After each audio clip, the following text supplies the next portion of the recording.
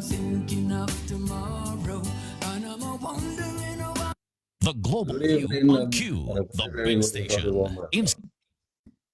To you in Radio Land at home and abroad, on Facebook at YSQFM or at Q95 FM Radio. Share the live as we are live. Invite your friends to join the Q family. Get the latest breaking local, regional, and international news and happenings. So we do acknowledge you on the other online streaming platforms as well. This is the Global View on Q. And it's Tuesday, 7th December, and just about 7:37 in the studios at Q95, the big station. It is the 47th Tuesday of 2021. I'm Sheridan Gregoire. Most people just call me Mr. G.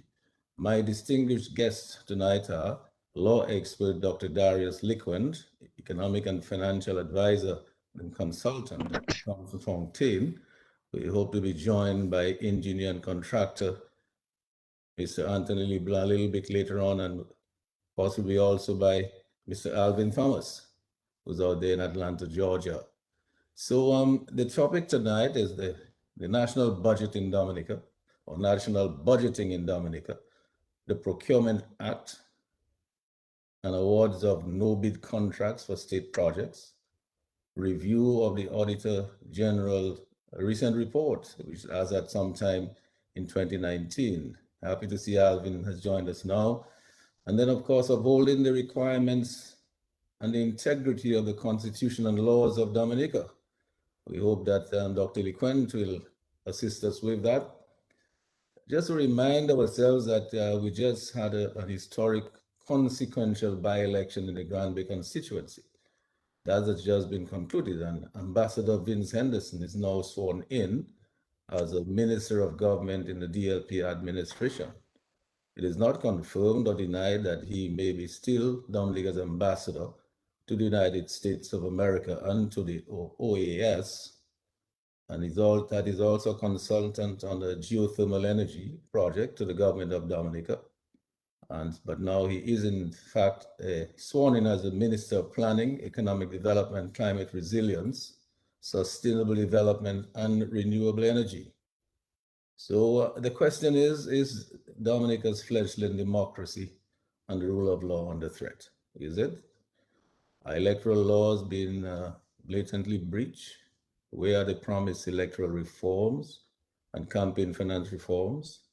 Is Dominica disrespecting international diplomatic protocols?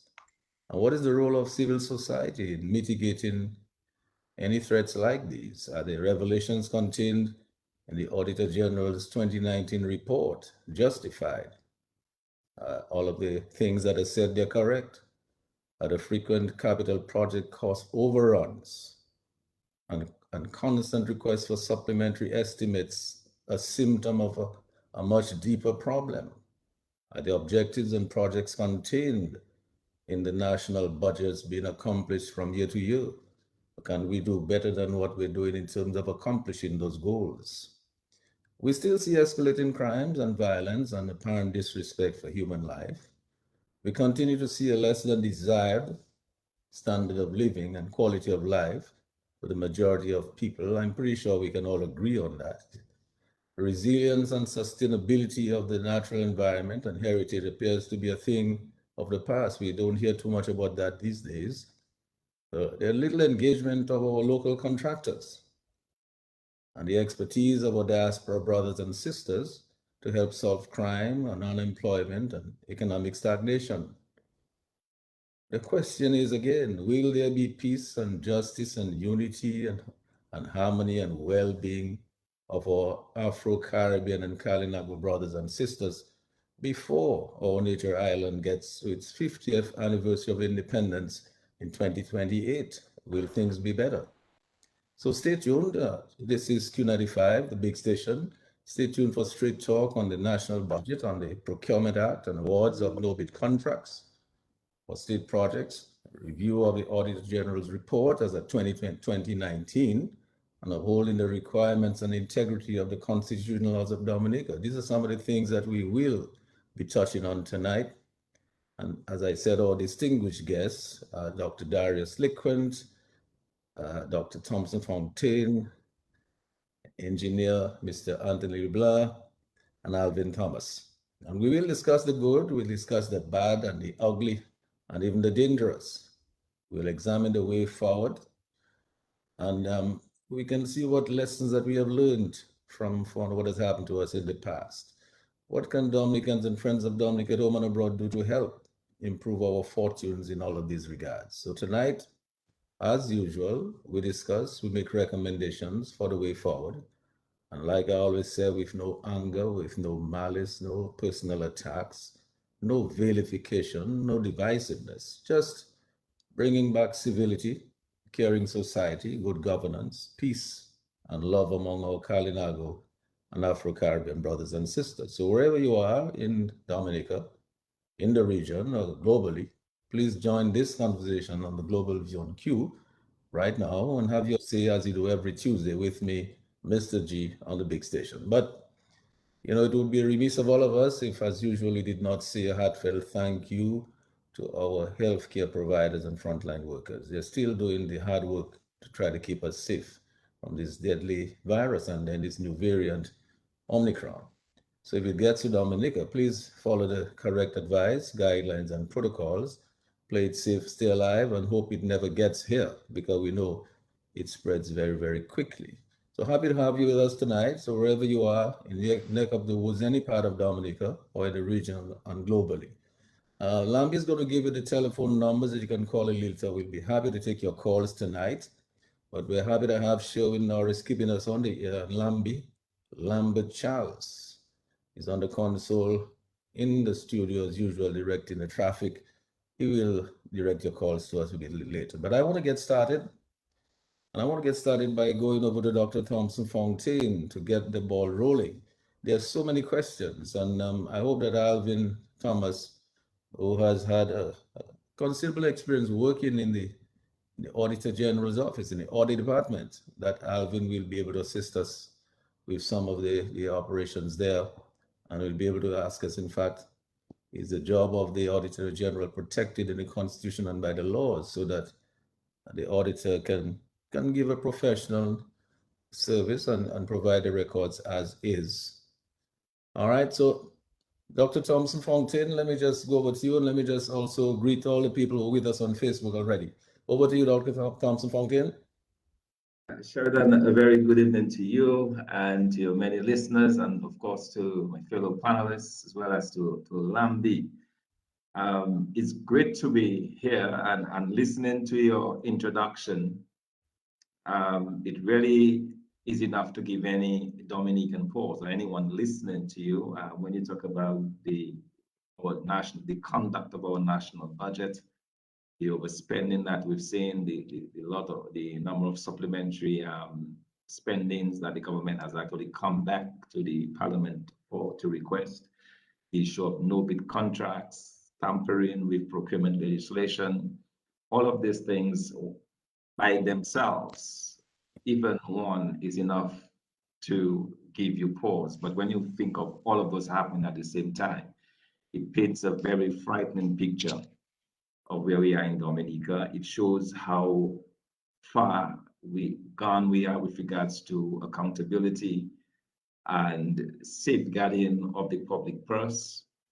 If we just take, for example, the recent audit reports that we've seen, if I could start off, use that as a point of departure, where individuals suddenly have access to public funds. I've never seen anything quite like this anywhere.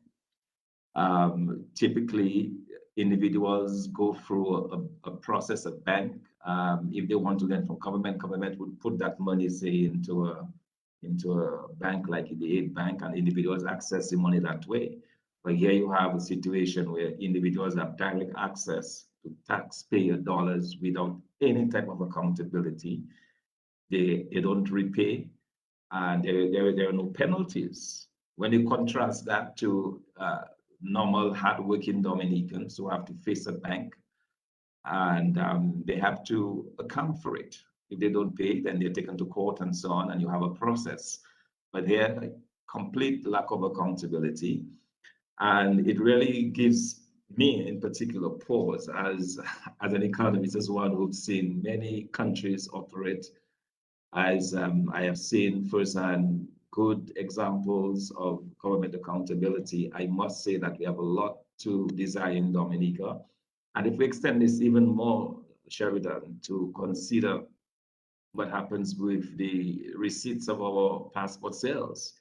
I mean, the very fact that a prime minister can keep monies belonging to the state outside of the state control is mind-boggling. The very fact that you have public officers who support this behavior, who condone this behavior, who rather than resign in protest, feel that they have to toe the line. The great disservice that they're doing to Dominica, that they're doing to our country. So I think we're in an extremely bad place with regards to governance, with regards to accountability. And because of this, the country has suffered. The net result of all of this maladministration is a country that is really and truly suffering. Certainly you don't have the resources that are required to build up the social services of the country, don't have the kind of resources that can help build the infrastructure, that can help put people to work, that can help generate economic activity. And ultimately what it means is that Dominica, we are suffering as a country. And since this is just my opening beat, there's a lot I want to talk about, a lot I want to focus on with regards to what you have to say. But I just want to end the Sheridan and in terms of what I want to contribute just now. But certainly there is a lot for us to digest, a lot for us to talk about, and I'm glad that we are having this conversation because we need to hold those whom we elect accountable. We need to, when they're going wrong, we need to be able to point out those wrongs because after all, the country suffers. I mean, we are all the losers, all Dominica losers when you have a situation of what you've described and what I've already pointed to. So, it is truly mind-boggling, even to the extent of manipulating or changing the procurement code, legislation that is meant to safeguard the interests of Dominicans, to safeguard the interests of taxpayers. You have government tampering with that legislation so that they can allow people to get off the hook, but so that the accountability aspect of it is nowhere. It is truly frightening, and I hope Dominicans are taking note. Yes, Thomson, thank you for those introductory remarks. But before I let you go and to move on to somebody else's remarks, I know Alvin is going to be joining us very, very shortly. I really wanted to take a moment with you because you're not in Dominica now. You're in a totally different part of the world, but you're doing a phenomenal job for another country, a country that has some level, had some level of instability, but I get a sense that it's coming together. But what I'm concerned about is the fact that you are out of your country and the kind of role that you're playing over there to bring people together, to help a country to develop and to come out of chaos and into some kind of sense of order and stability. And somebody like yourself, I mean, certainly you're very well qualified and experienced, and even this experience over there now in South Sudan is giving you so much more experience and knowledge about how to do those things. And yet, it seems to me that our country is not really just reaching out to you and asking you to, Thomson, come home and try to help. Let's put all our heads together to get this thing done. And let's talk about it a little bit more because I know that you've been engaging with heads of these governments and meeting people at very high levels and going to some high level discussions and negotiations. Some of the things that Dominica needs, we need good negotiators working on our behalf. I just wanted to let's talk a little bit about what you're doing, Thomson, about your little bit over there. Yeah, Sheridan, thanks for that. In fact, I just returned a couple of days ago to South Sudan from Rwanda. And the purpose of my visit to Rwanda was I actually was able to organize in my role as in basically assisting the government of South Sudan to become more stable, to ensure peace. It's a country that is coming out of a very vicious conflict in 2014 and again in 2016, civil war, close to 500,000 persons killed. over 3 to 4 million refugees in neighboring countries, a country really on its knees. And we are in the process now of trying to build a unity government, trying to ensure that the government has a stable government that is comprised of all of the parties, the former warring parties. So it's an exercise of bringing together vicious enemies, individuals who have seen their families killed by the opposition, just a number of people. And we thought that it would be good to take them over to Rwanda to see for themselves what happened. Because Rwanda is an extreme case where political violence and instability led to the killing of close to 1 million Tutsis in 100 days. You had 800,000 people slaughtered by their neighbors, by their friends in just 100 days in 1994.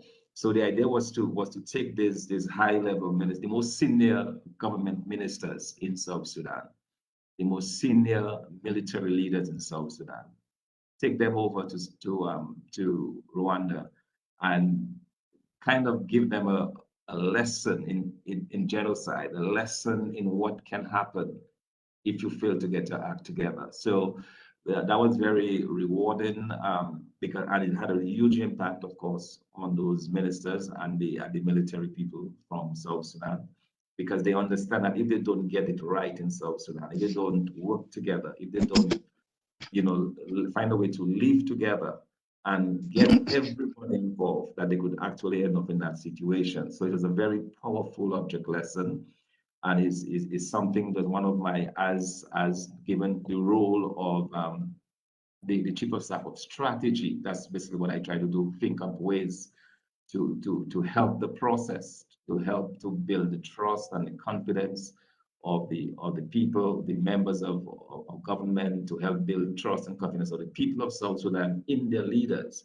And when I think of that role, and I think of the fact that in Dominica, a country, probably 1,000 of the size of South Sudan, and yet we cannot find a way in Dominica to harness the skills of all of Dominica, to develop Dominica. I remember I was in Dominica after the hurricane. Actually, it was Hurricane Erica, tropical storm Erica, in 2014. And the Prime Minister at that time formed a high-level committee in the aftermath of Erica come up with ideas and so on. He included everybody else but me. Everybody else was included, but I was completely sidelined, and given my experience. But it shows how we are not able in Dominica, sadly, to be able to find a way, a place that is comfortable for all of us to contribute. And that's the only time our country is going to move forward. And it's something I keep reminding the people here in South Sudan, that the only way they're going to get over this very difficult time in their lives, a very difficult period in their lives, the only time that they're going to have healing, reconciliation, the only time that the economy is going to grow is when they as leaders come together and they unite the people. Unity is critical, but in Dominica, we seem to delight in castigating those who don't support us. We seem to delight in, really going after the opposition with personal attacks, fabricated attacks, character assassination, everything to destroy people. I remember the Prime Minister, for example, at one point telling Dominicans when they see myself, Lennox Linton, call us traitors, just to incite that level of that vile hatred against us, all over a claim to remain in power. So I think we need to really search ourselves, Sheridan. I think we really need to look deep into where we are as a nation, where we want to go, and to understand that this very narrow-minded approach to governance, this belief that the only way you can move up is to ride on the necks or on the backs of those below you, it's not going to work. It's not going to take us anywhere. I mean, look at where we are after all these years of Labour Party rule in Dominica. We are worse off in every single measure that you can think of. The economy is worse off. If you look at our per capita income of 20 years ago, it is down by at least $1,500 with regards to our per capita income. Our level of employment, it is way down. All of the social markers that we look at, all of these have suffered. The rate of growth in the country, we moved from, in the 1980s, 1990s, averaging 4 or 5% growth to averaging below 1% now. So on every measure, every metric that you can think of, we have suffered. And out of in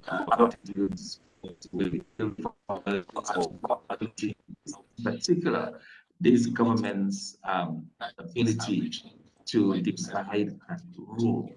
It seems to me that it's a fundamental aspect of this government's position to divide the population so that they can continue to rule. Very, very important point to make, and it is truly sad because there was a time when there was a lot of hope for Dominica.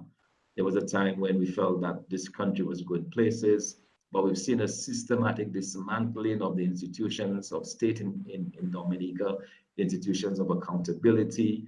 I mean, I'm very happy, and I must give kudos to the current Auditor General for that report.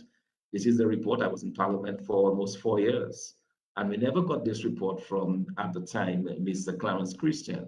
Never submitted a report to Parliament on the workings of government, a report like this. So kudos to Ms. Former Ms. Matthew, to her.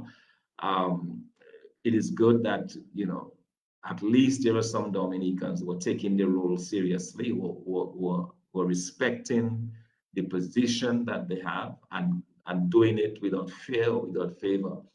And we really hope that other public servants will take a page from that particular book of the Auditor General. Yes, thank you very much for that, Thomson.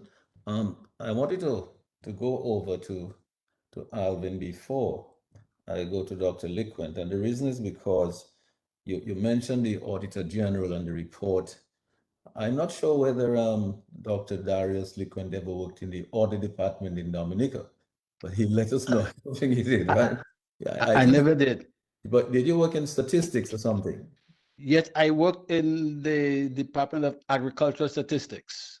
Yes. So I think you'll be able to help us. You see, Thomson started talking statistics, and as we come to that, you will help us with some of those.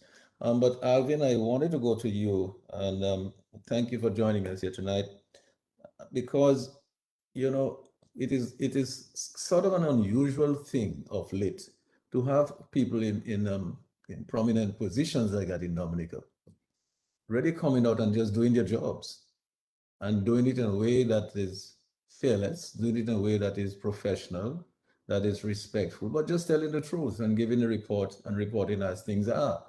You worked in the audit department, I think, for a while. And there are other people working there. I think people like Ozzie Lewis who were there. You might want to give us an idea of what happens there. I mean, what it is, how does this work come out in this report? What happens? You have here's what we have. We know we have a budget system. We know every sort of PS or every ministry, every statutory board, they send things over to the finance ministry. This is what we would like to have over the next 12 months or thereabouts. And so these are our priorities. And so then they take that, the Ministry of Finance take that, they put something together, say, okay, here's what everybody can get. Now, each one of those ministries, I imagine they have their accounting officer, probably a PS or somebody, some administrative person, who's supposed to provide accounting for whatever happens there, all the funds, all the projects that are approved. They're supposed to say, here are the reports of what has been happening with those projects. There's an account of what's going on. And then I imagine that the Auditor General will put it together into a major report. And then I imagine that not the auditor, the Accountant General would do that likely. And then the auditor would have to then go and audit those accounts. So it seems to me, if the auditor is finding certain things, it means that certain things may have been amiss with certain projects along the way. So Alvin, could you just give us a little bit of a background on what happens? And I particularly want you to to tell us, and then Dr. Lecointe will help us even further with that. Because when somebody like the Auditor General comes out and provides a report like that, and I've even already heard people trying to say things about, that might mean impact their jobs. Are they protected? Is that the Auditor General protected by the Constitution, by the laws of Dominica? Yeah. Well, thank you, Mr. G, and let me say good evening again to my good friend here, Thomson. How you doing, Thomson? Good to see you. Hey, cool, man. It's been a Great to while. see you. And to Mr. Lecointe, good evening, sir.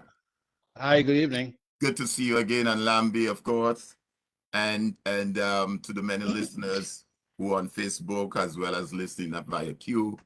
Let me, even before I begin to respond to some of the concerns that you've raised, to preface whatever I have to say by again saying that we all as Dominicans want what is best for Dominica. There's absolutely no doubt about that. Whether we're in Dominica or out of Dominica, whatever we do is always doing it with the best interest of Dominica. And like anything else, it's no different to running a home where you have some kids that just decide to be, roguish or not falling in line, and you have the good kids. And when the kids that don't fall in line, do not fall in line, then you as a parent has an obligation to do something, to say something and do something. And it's no different. We elect a government, and we elect the government for a basic purpose, to provide for the well-being and development of us as a people. And if there comes a time when the government is not behaving or doing things in a manner that is right, then obviously we have, as the people who elected them, have an obligation to say something. That in no way means that we're against this one or that one, or this side and the other side, or them against us. I think this is one of the major issue that is really killing us a lot too back home, is that we can't even have a civil conversation or discussion anymore. That once you hear a name, you hear Thomson Fontaine, so your blinkers go up. I don't want to hear this guy. Whether or not whatever Thomson has to say to the dialogue or the discussion makes sense. So I'm saying so to say that whatever we do on this program, it's always in the best interest of Dominica. But to more directly answer your question, yes, I worked in the audit department for many years. As a matter of fact, when I started off in the public service, that's where my career started off, in the public service. And I work with many persons in the audit department, some who are still alive today, some who are deceased. I remember the time when I came into the audit department, we had our director of audit in the person of Gorman Robin, deceased Mr. Robin. Robin was the director of audit for many years. And you had folks here like Sybil Barron, Ozzy Lewis, Carol Chambers, Pond, who migrated, Beverly Merrill. I mean, the name goes on and on and on and on. Trevor Bertrand. A number of us worked in the audit department. And when Gorman Robin retired and moved out, Ozzy Lewis took over that position, and held that position for many years. So I have a pretty much good understanding in terms of the operations of the audit department and how the audit works. Let me, and I'll get back to that maybe a little later, but let me say though that, like many other senior positions in the public service, the director of audit position is enshrined, I repeat the word enshrined, in the Constitution at section, let me get the precise section for you. Section 89. 89 of the Constitution. And it outlines there clearly in section 89 how the director of audit may be removed from his or her office. And it's not an easy removal. I will not read through all of the section, but it is not an easy removal in that it requires a tribunal of 3 judges. And not any judge, you know. Judges at a certain standard or level to remove the director of audit, say on the advice of the prime minister or the president. So it's a very involved and complicated matter. And it is done so for a specific purpose. Because the director of audit, he or she has to be independent in their opinion. The values that direct the work of the director of audit and his or her staff is based on 1, objectivity. The conclusion of the audit conclusion and opinion are based exclusively on evidence. I underscore that word. Evidence obtained in the compliance with auditing standards. The values of the audit department is based on independence. We conduct unbiased, underscore, unbiased and impartial audit of public entities and adhere to the professional codes and ethics, avoiding real or perceived conflicts in relationship and the conduct of our work. Let's move on. Credibility. We aim to produce reports and audit opinions that are accurate and can be relied on by the general citizenry. Confidentiality. We conduct audit assignment with due regard to privacy of our auditees' information and adhere to the standards for disclosure or dissemination of audit findings and opinion. Professionalism.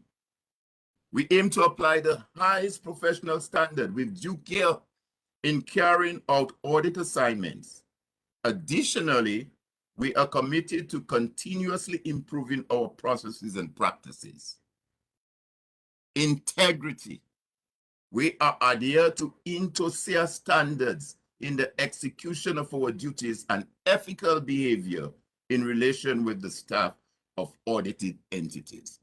I'm saying so to say, Mr. G, that gives you a framework within which the director of audit, the audit department with his or her staff undertake those audits. So when these audit reports are produced, as is required by law, they must not be taken lightly. And it behoves me when I hear individuals who you expect better from, who, as a result of the audit, certain revelations are made, certain reports are presented, and to suggest that, quote unquote, these guys doing their things and we must get rid of these guys.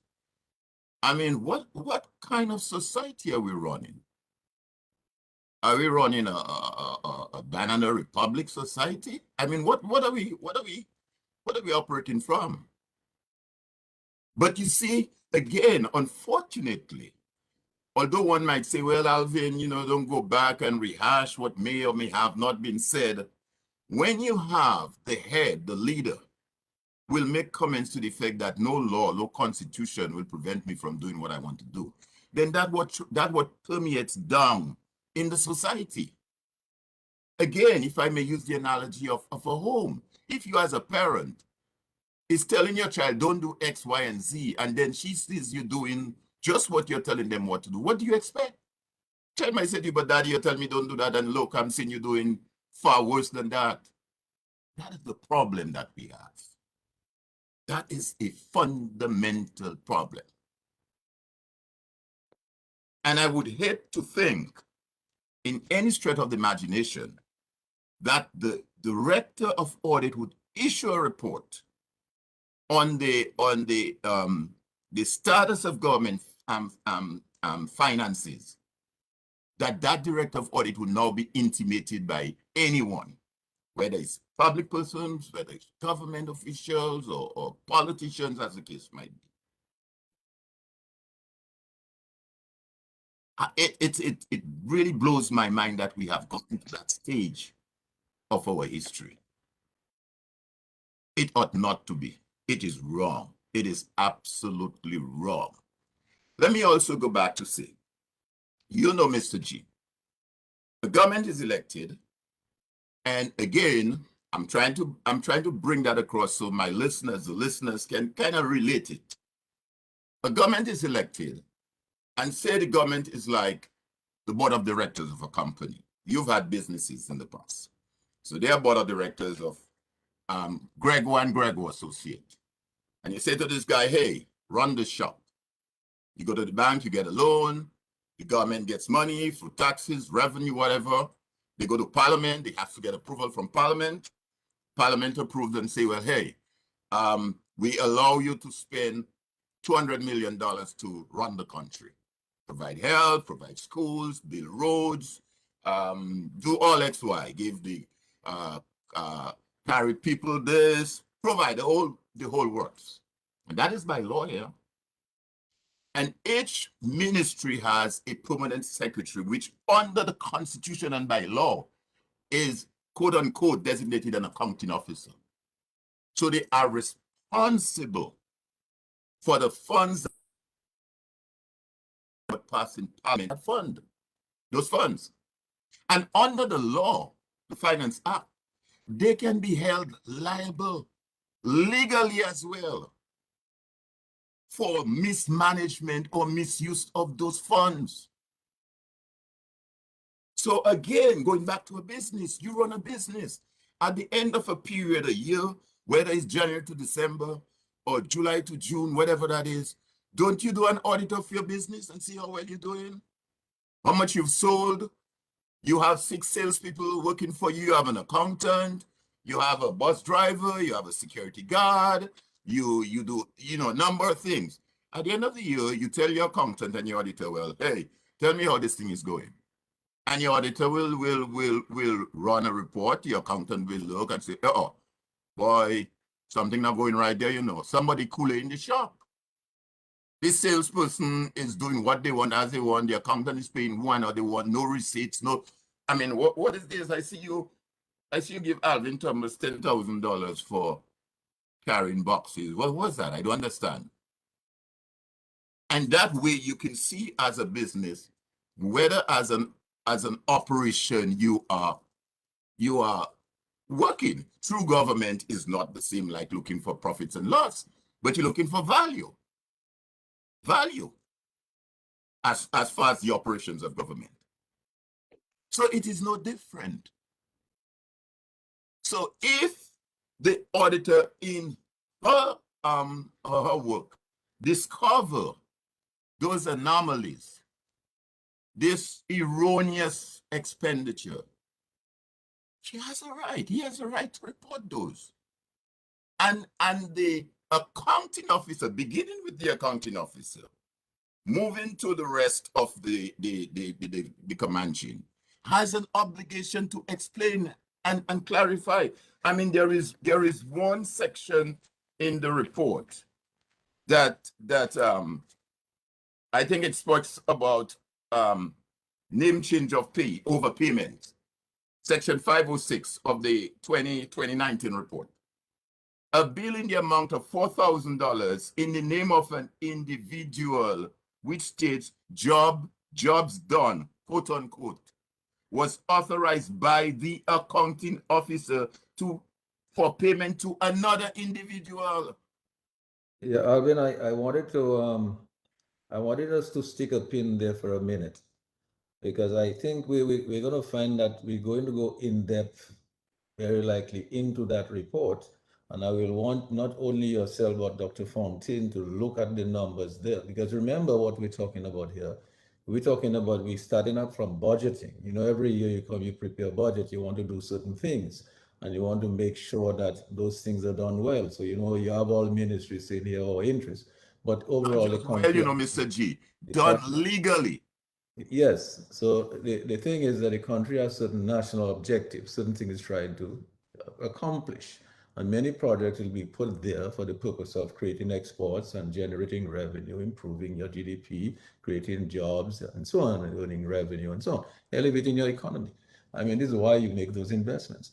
But I don't want to go there yet. I want to go first to Dr. Lecointe, because I wanted him to do a few things there for us. Because one of the things I heard you say in Alvin, and I'm pretty sure that we all agree, that when a public servant, especially in that kind of position of responsibility, does their work, you want to ensure that they're protected, that they're able to do their work well without any fear, right? Of any kind of victimization or any pushback or anything. They're just doing their work. If they're doing it badly, that's another thing. But if the person's doing the work well, they're supposed to be feeling free. And as a matter of fact, the government should appreciate what they're doing if they're bringing things to light. So Dr. Lecointe, you're the man with the law. And I wanted to look at all of the laws pertaining to the positions like that, and specifically the director of audit, because we can see that is a topic that is in the air now because of that last reform. And from what I'm hearing, I seem to be hearing veiled threats that maybe you should be careful who you put in certain places because, of whatever. Give us an idea of what happens. I mean, what kind of protection is there really in the law for that particular office under the Constitution and the law? I'm glad you added that last part, because I was about to give you a tongue-in-cheek answer, because there is really no protection against a rogue. There's no law that prevents me from violating the law. But if we are saying we are under the Constitution, then we are in a total different ballgame. Recently, I came to the conclusion that when things go wrong, the first reaction we tend to have is to ask who is to blame. That's our first reaction. We want to know who caused this. And in the attempt to find who is to blame, we often forget that when something goes wrong, it's because there's also something wrong with the system in which that thing went wrong. So it's not only who is to blame, but what does it say about us?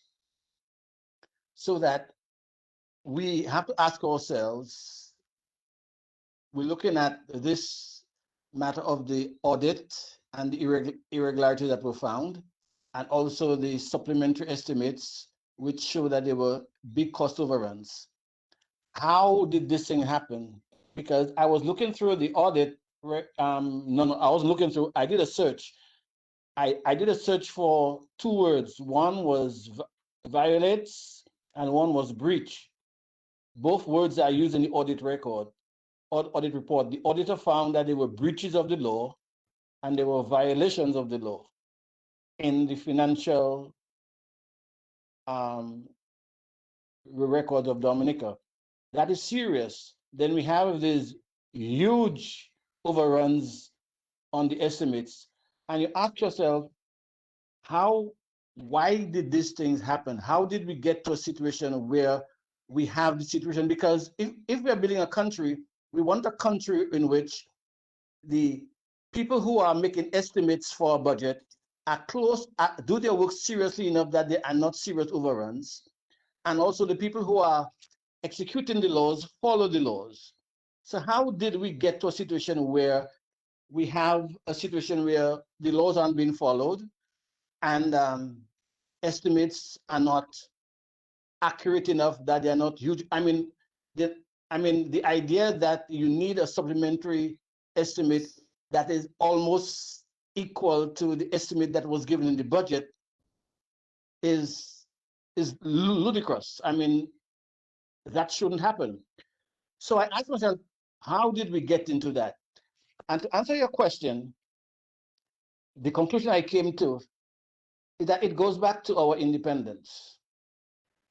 When we got independent, and I know for me for certain, I had never heard anything about constitutions of Dominica.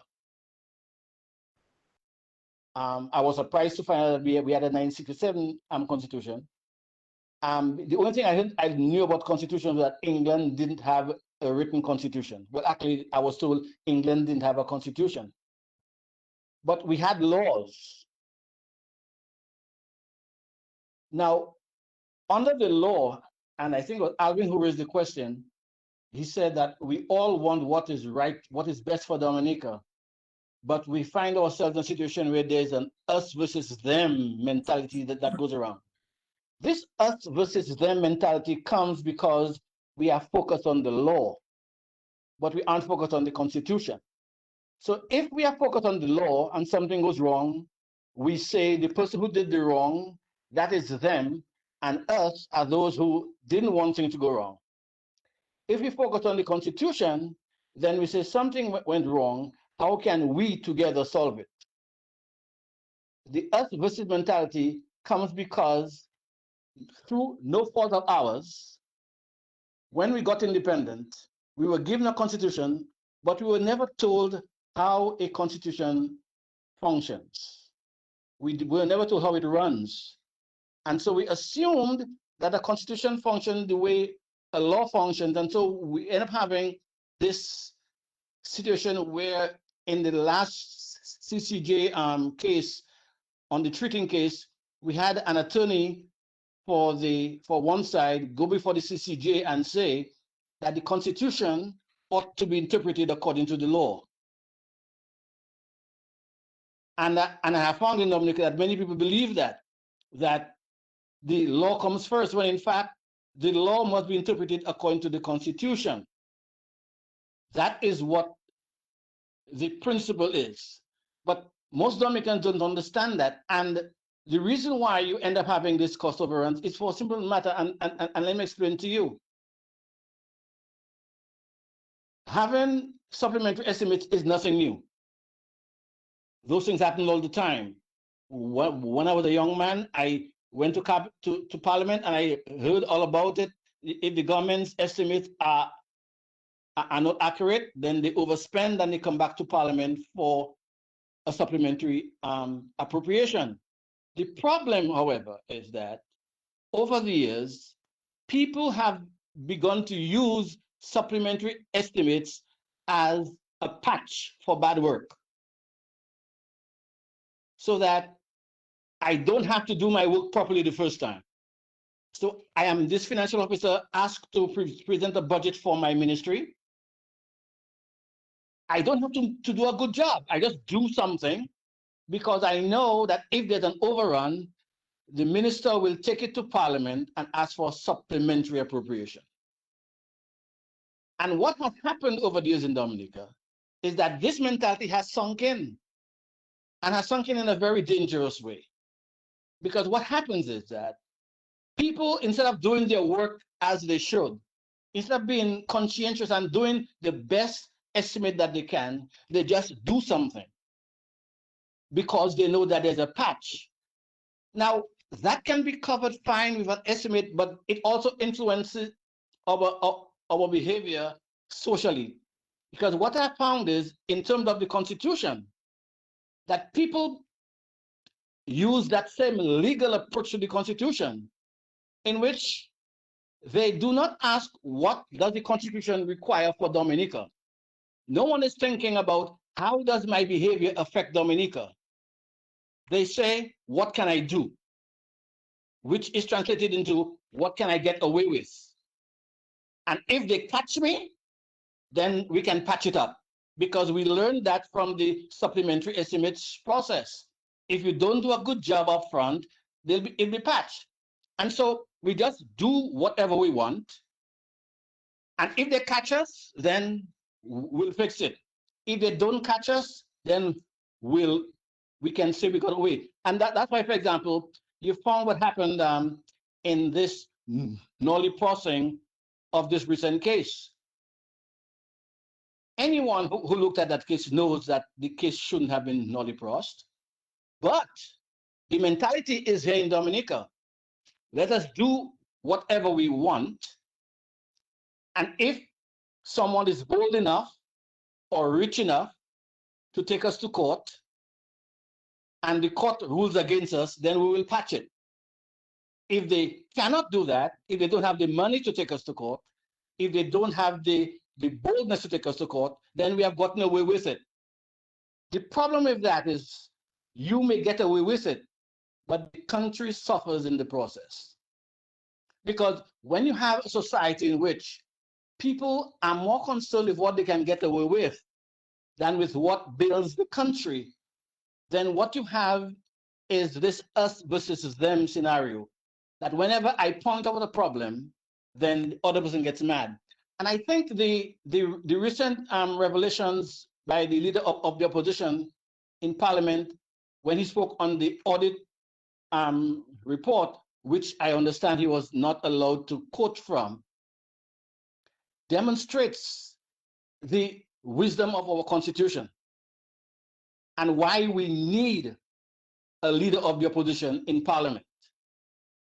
The reason why we need a leader of the opposition is because when those who are in government meet, because of this echo chamber that you tend to fall into when you're in this silo mentality, you don't find that there are any people but yes men.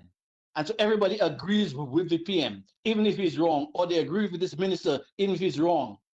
And so our Constitution wisely says, because we understand that people in this group will think alike, we need someone who is on the other side, who can give a different perspective. Because if you don't have a different perspective, you keep on adding sugar to your drink, it gets sweeter, it also gets more unhealthy. And that is why I was very disappointed that no one called the Prime Minister to task to ask him to explain his statement when he said that we don't need an opposition. Someone should have asked him to explain that, because the Constitution requires an opposition, not because we want to give somebody a job, because the country cannot develop if it is not given the privilege to hear from both sides. And if no one did, at least the president of the country, who is under the Constitution, given the authority to call in the Prime Minister and ask him to explain what's going on in government, should have asked the Prime Minister to explain why he's saying that we don't need what we have in the Constitution.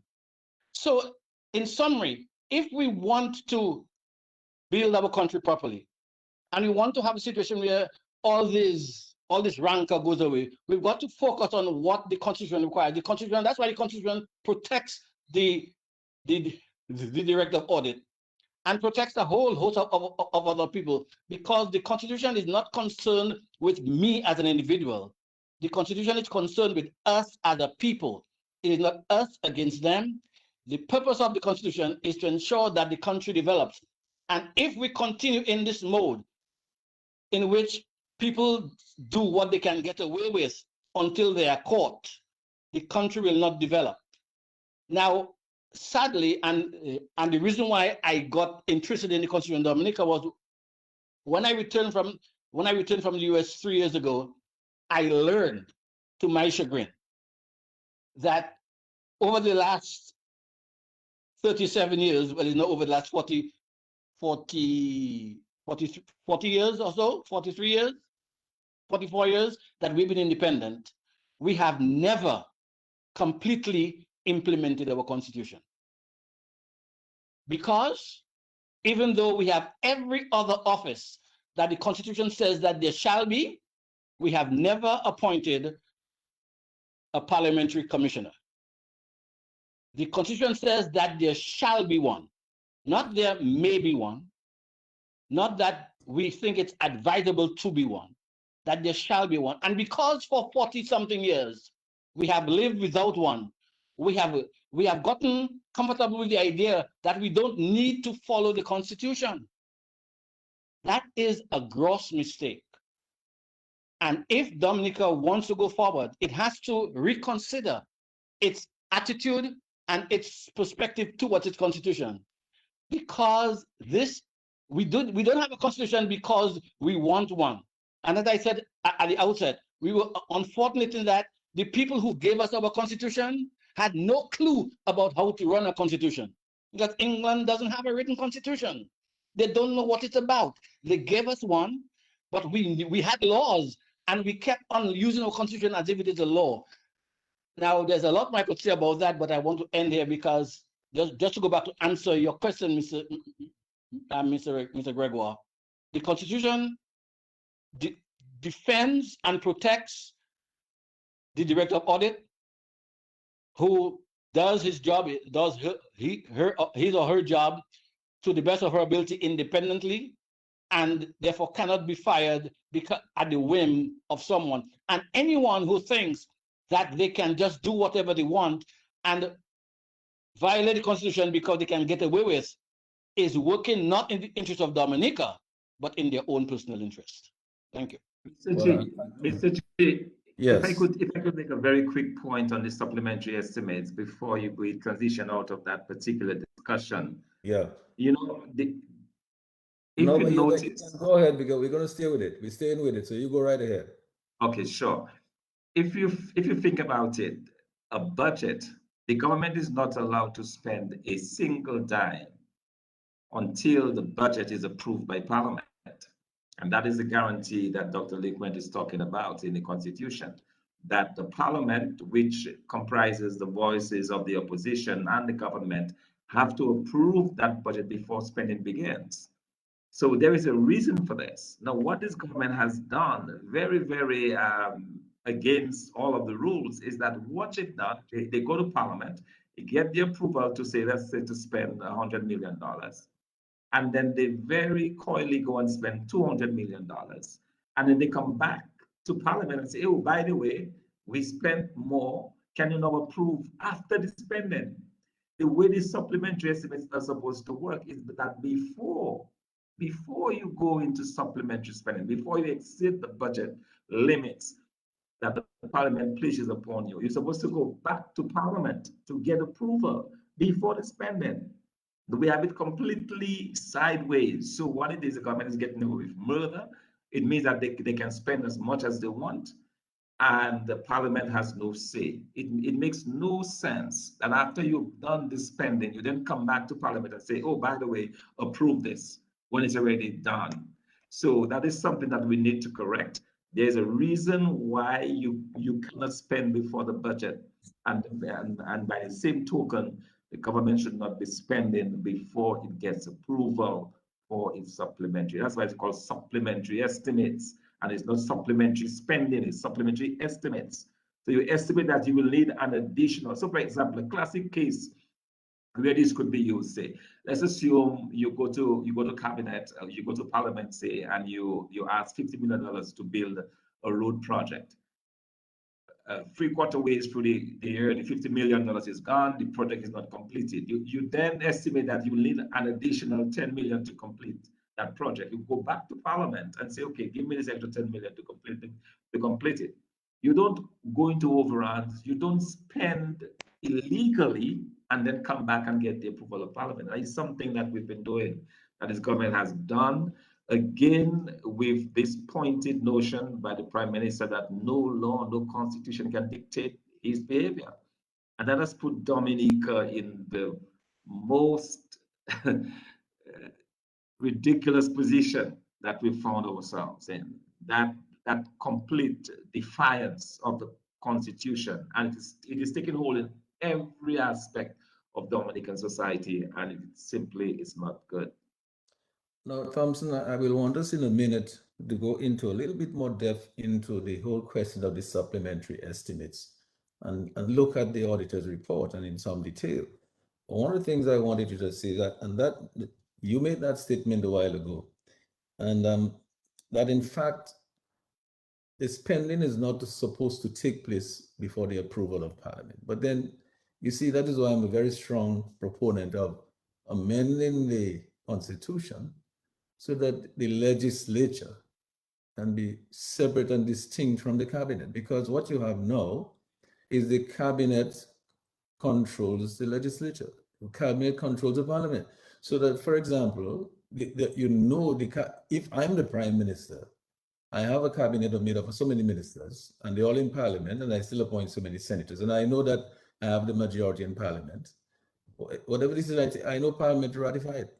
It's not supposed to be done, but I know it's going to get done. So if I overrun the estimates by 100%, I know that if I go there, I still have the majority in parliament. I have the speaker with me, I have the majority in parliament.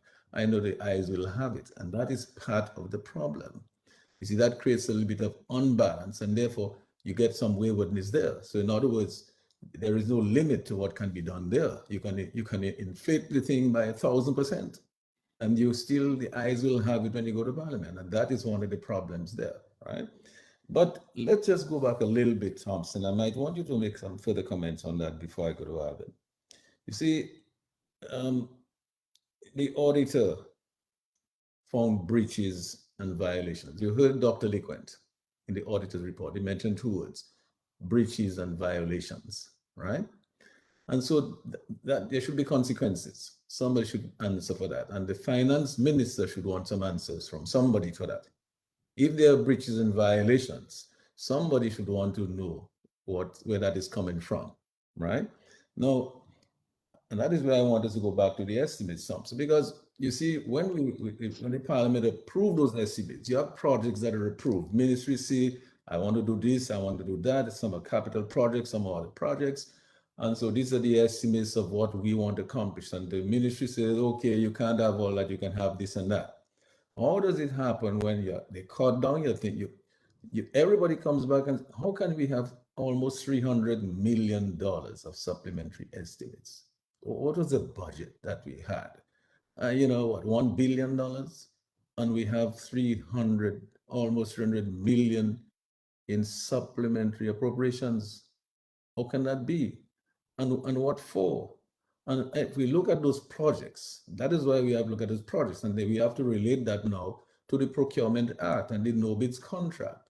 Because if you have those projects, and a project was supposed to have been $30 million, and 6 months later I'm being told that I need another 30 million, something has to be radically wrong there with my estimates. But the question is, these overruns, what do they represent? Does it represent inefficiency? Does it represent somebody's careless in the estimates? Or is there a deeper problem than that? Are there other reasons for that? Yeah, no, in fact, while you were talking, Sheridan, I jotted down two words, gross incompetence and criminal. Can only be one or the other. Thomson. Gross incompetence or criminal. That's 3 words. Gross incompetence and Gross incompetence, join it. all right, Darius. Yeah, so it's one or the other, it means that people are actively, Sheridan, actively milking the system. People are actively taking government's resources to do as they please, and they're getting away with it. And I tell you, we are in a bad place in Dominica. We're in a horrible place, and it starts from the, as I said, from the sale of the passports, where the government is allowed with impunity to siphon away billions of passport sale dollars into all sorts of foreign accounts, into all sorts of bank accounts, and it's interesting because I see a parallel there in what I see here in South Sudan. In fact, in the peace agreement that the country signed, that the parties signed, one of the things that they agreed to do is that they would get rid of all of these foreign accounts and have a single account. What was happening is that, when the country got resources from oil, individuals would siphon these amounts into all sorts of bank accounts, depriving the country of what made revenue. I see a very similar thing happening in Dominica, and that is baseline corruption. It is baseline corruption when you are able to, have cost overruns of over 100%, completely disregarding the limits that were placed on you by Parliament. And this disrespect that we see of Parliament, and the point you made, Mr. G, about this is a very important one. Our system that we have is not serving us very well. It's first past the post, where the winner takes all. It is not helping. It's not working for us. That's the kind of system where you can entrust in the hands of people who are decent, you can't say the same for this government. You can't say that this government has the best interest of Dominica or not. Every single action of this Labour Party government, every single action shows, demonstrates to the Dominican public that they do not have the interests of Dominica at heart. And that is the bottom line. And now we have the flaunting of laws, the breaking of regulations, the breaches that you spoke about, people doing as they wish, accounting officers signing off, job done. Well, what is the job? Was that job to come and clean your yard? Job done. I mean, this is mind-boggling that in this day and age, that an accounting officer can sign off thousands of dollars on a piece of paper that says job done. So, we have a long ways to go, and I'm glad we're having this conversation, because as Dr. Lecointe so correctly pointed out, at the end of the day, the country suffers. At the end of the day, individuals might think that they're able to get away with it. There is no accountability. They will not go to jail. They will not answer for it. But at the end of the day, the country suffers. And that ultimately is the bottom line. What the damage that is being done to Dominica by those types of behaviors.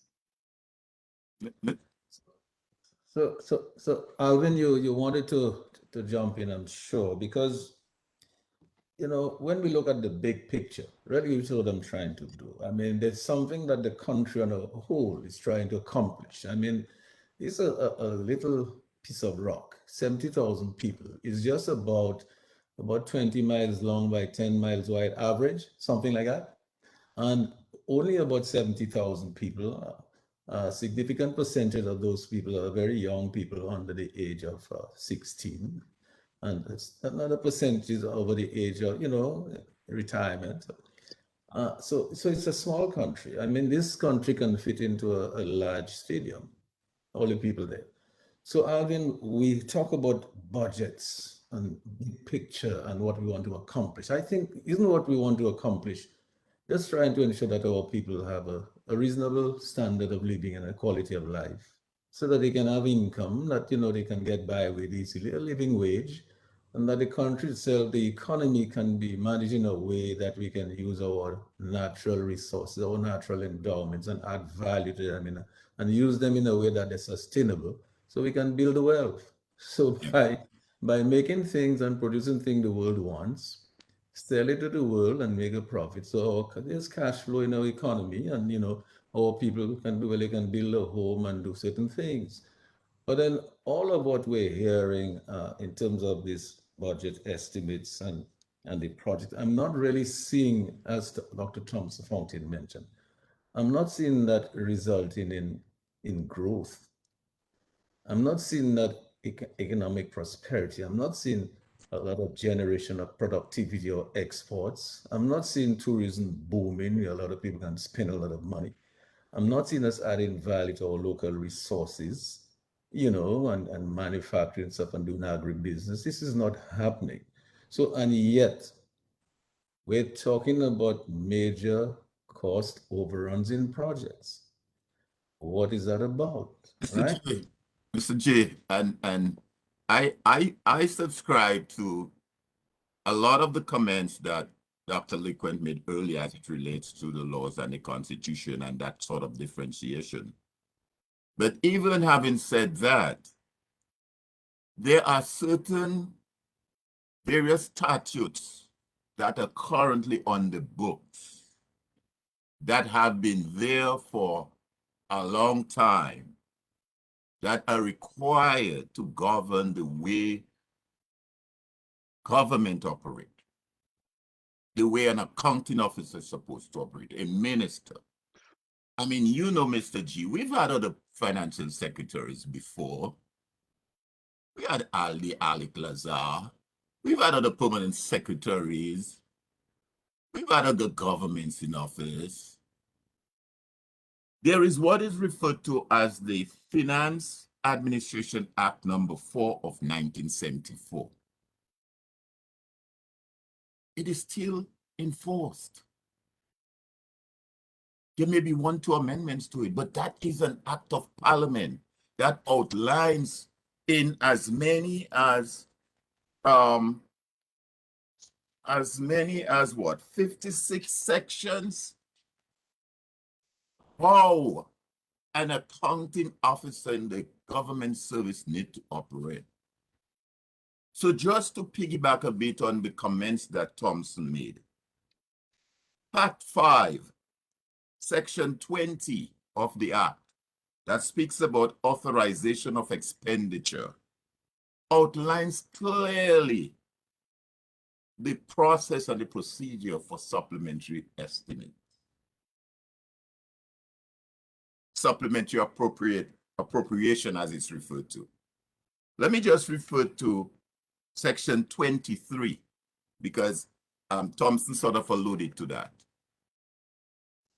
Authorization of expenditure in advance of appropriation.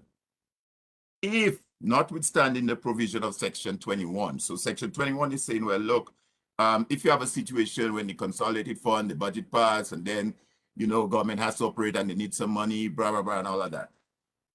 If, notwithstanding the provision of Section 21, the Appropriation Act has come into operation, at the commencement of any financial year, the minister shall authorize a provisional general warrant under his hand, expenditure necessary to carry on a service of government until the expiration of 4 months from the beginning of the financial year or the coming into operation of the act, whichever is earlier. But any sum so authorized shall not exceed 1/3 of the aggregate of the sum provided for that service. That you go for budget, you go to parliament, you'll pass the budget, but then, you know, there may be some override, so you need what is called an appropriation, supplementary appropriation. So you provide a general warrant, you go, but it should not exceed 1/3 of whatever it is. It outlines, there are other sections follow. So the point you're making earlier, when you present a budget and the government budget is, let's say, 300 or 200 million, and then you go into parliament a couple months after and say, hey, we overrun. You're now going to put a supplementary budget here for almost 200 million again. Clearly, it's a question of mismanagement or something. It raises red flags. I mean, and that's the crux of the matter.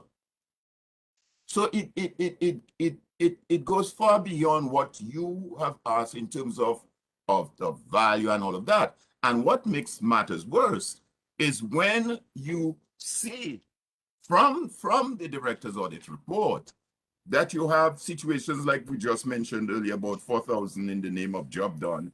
You have a total of $9,737 spent on food. For example, bills in the amount of $421, $430 for some particular food vendor for the period for lunches. It just said lunches. I mean, clearly, I mean, something doesn't, it's not right. It's not, that's not the way that government should expend people's money. One might say, oh, it's just $9,000, so no big deal. No, it's a big deal. It is a big deal. It's not necessarily the amount, but the fact that the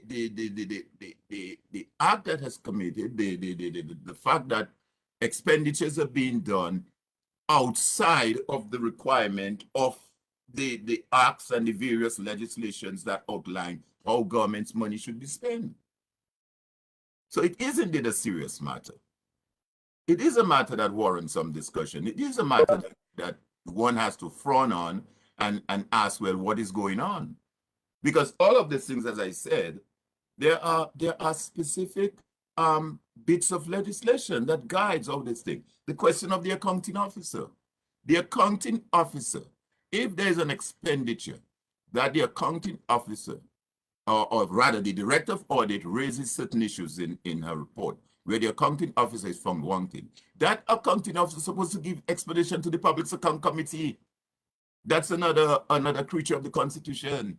That accounting officer has to appear before the Public Account Committee and say, okay, this is what it is, this is the explanation. They are under the appointed by like on the Constitution and under the Act tells you how you should operate as an accounting officer. There's a particular section in the Act, I'll try and find it as well. If a minister comes to you as an accounting officer, PS, and say the minister said to you, you know what, Alvin, I want you to pay Sheridan, do X, Y, and Z. And you say, no, Mr. Minister, I can't do that. You know, this thing is contrary to the act of the law. The minister says, no, I want you to do it. Under the law, yeah, you take directive from the minister, you do it. But you know what the act gives you? The act tells you you have to formally write your objection to the minister and say that on such and such a date, Minister Alvin authorized or tell me to do this. I advise minister otherwise, but yet he wanted, insists, and you write your objection. Because you know what? When the day of reckoning comes, you have to explain why you made that expenditure. And under the law, you are liable. These are acts of parliament. These are laws.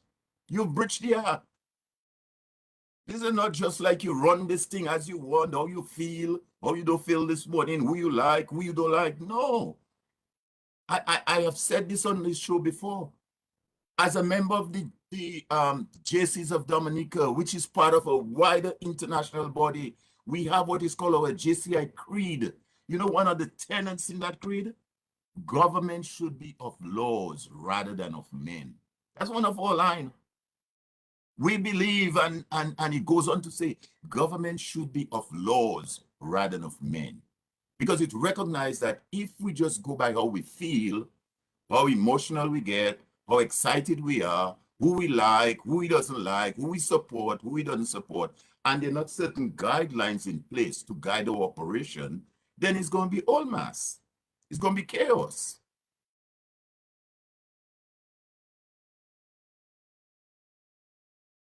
So yes, Alvin, thanks a lot for that.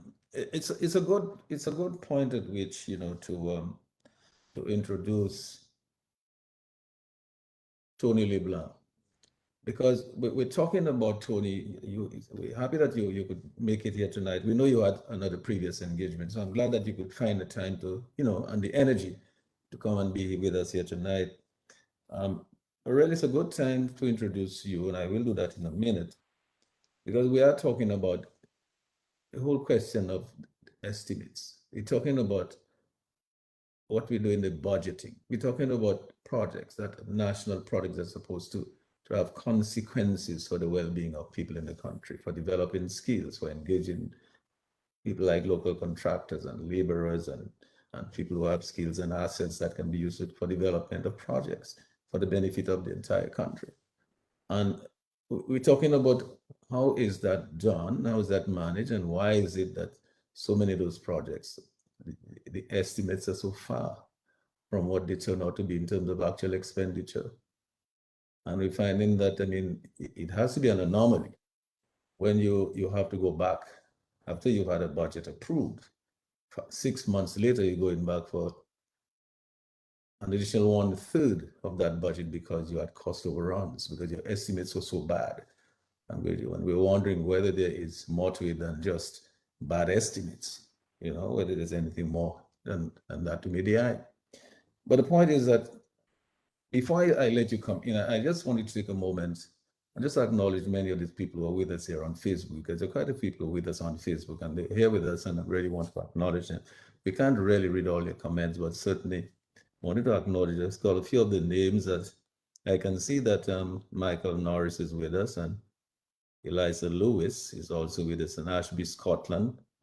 And let's see who is there with us again. Marcus is here with us. And we have, there's so many people here, I can't even pull out all the names. And Veronica Pascal is here. Sophon is here. Gardner Deluge is here. Ralph Alson or Agodo is also with us there tonight. And Mali Austri. Juanita Prince, Ian Alfred, not nice Isidore is also with us. Patricia Fontaine, Penny Shirley is with us. Lucilla Roy is also with us. Darius Polidor, There's a lot of people are with us, and even some of the people who are not writing stuff here, are not making comments. And many people are listening, and but I just want to welcome and embrace everybody and thank you for being with us tonight. I hope the discussion you'll find it useful, as we do find it useful. But Tony, here's the thing: we know that sometime recently, we heard some of our truckers complaining that they're not getting work. So they had a little problem. We have all these big budgets, right? We have all these estimates, and we're doing all these big projects. And it seems to me, from what I've been hearing recently anyway, most of those projects, these contracts are going to one person, one foreign entity. And then many other foreign entities are doing actual work in there, but I get a sense that many of those projects, the contracts are being awarded to one major entity. But the point is, it's so important that we add value to what we're doing locally, to our local entrepreneurs and people who are investing hard money into the things that they're doing to make a living and to run a business to boost the economy and to keep the money at home, and really to develop those skills and transfer skills. And yet we hear in the truckers saying we have so many trucks and we're not working. And we hear contractors saying that we're not getting jobs. But yet we are in so many of the projects, and all these projects are going to cost overruns. And but some of the reasons that we're hearing why we're not employing some like, oh, maybe the locals are not efficient, maybe they can't work, maybe they're not producing. But yet we're using these foreign contractors who are supposed to be so imminent, and we're having all these cost overruns. Tony, recently we know that the government went to Parliament to amend the Procurement Act. In your opinion, was that amendment done with one major objective in mind, is to ensure that local contractors like yourselves can get better benefit? That in order to eliminate all these cost overruns that they may be getting from those foreign entities that are doing those projects, maybe they might feel, hey, if I give the jobs to people like Tony, maybe the estimates will be a little bit closer to the mark and maybe we'll get more value. Are you finding that the amendment to that Procurement Act is doing anything like that, or is it really doing the opposite? Good evening. Good evening to Q95 listeners. Going back, let's take things. You asked quite a few questions. I'm going to try to take them as many as possible. But let's take things back to the estimates. Why the estimates are not doing what they're supposed to do. A lot of it is based on what is called procurement planning. In the Sendershires Procurement Act, you cannot spend money unless there has been procurement planning and unless that amount is approved under the Procurement Act. So even if Parliament approves something in the budget, you cannot spend the money. So the main reason why you have all these estimates is that government budget makes no sense. It has nothing to do with what the intended expenditure is. And in any organization, a budget is a guide to expenditure. And for government, we know it's no guide. They get up tomorrow and sign a new contract that was not planned for, or had plans for a contract and didn't declare it in the budget. In terms of the truckers and the local contractors, in terms of work, the issue that came up with the truckers was that they didn't have work. There was a meeting with the government in which the government seemed to convince people, including some truckers, that they don't have an issue with work, they have an issue with rates. They invited BCAD to be on that committee to discuss rates. BCAD executives subsequently met and is of the opinion that the issue is not rates, but the issue is work. That's an availability of work to the local sector. The executive has since written the Minister of Works, who seemed to have been the chairman of this committee, and said that it wants to disassociate itself from that committee, since the committee doesn't do what the local sector requires, which is looking at access to public sector work by the local sector, whether it's truckers, whether it's the hardware store, whoever it is, and that we would want discussion to center on having a fair percentage of local work being available for the local sector, and including when the government negotiates its financing agreement with foreign donors and financiers, to include somewhere in there that the negative impact on the local sector of not having public sector work available to them in a transparent manner has to be reversed by allowing a percentage of work to be afforded to local sector. The minister wrote back saying that they recognize our letter and our position, and that's it. There is no interest in discussion with the local sector.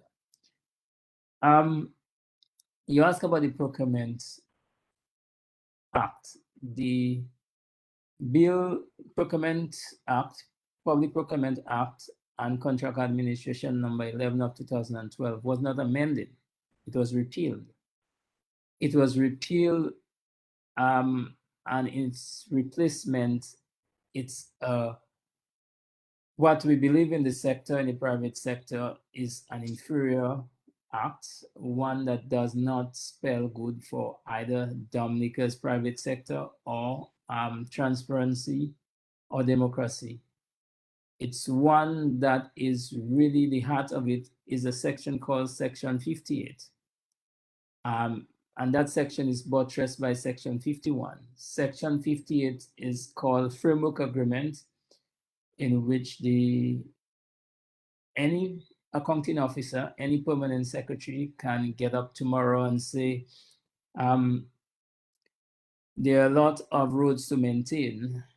I want an arrangement, I want a framework agreement with a contractor to repair 50% of the roads in Dominica at a price that we can agree on.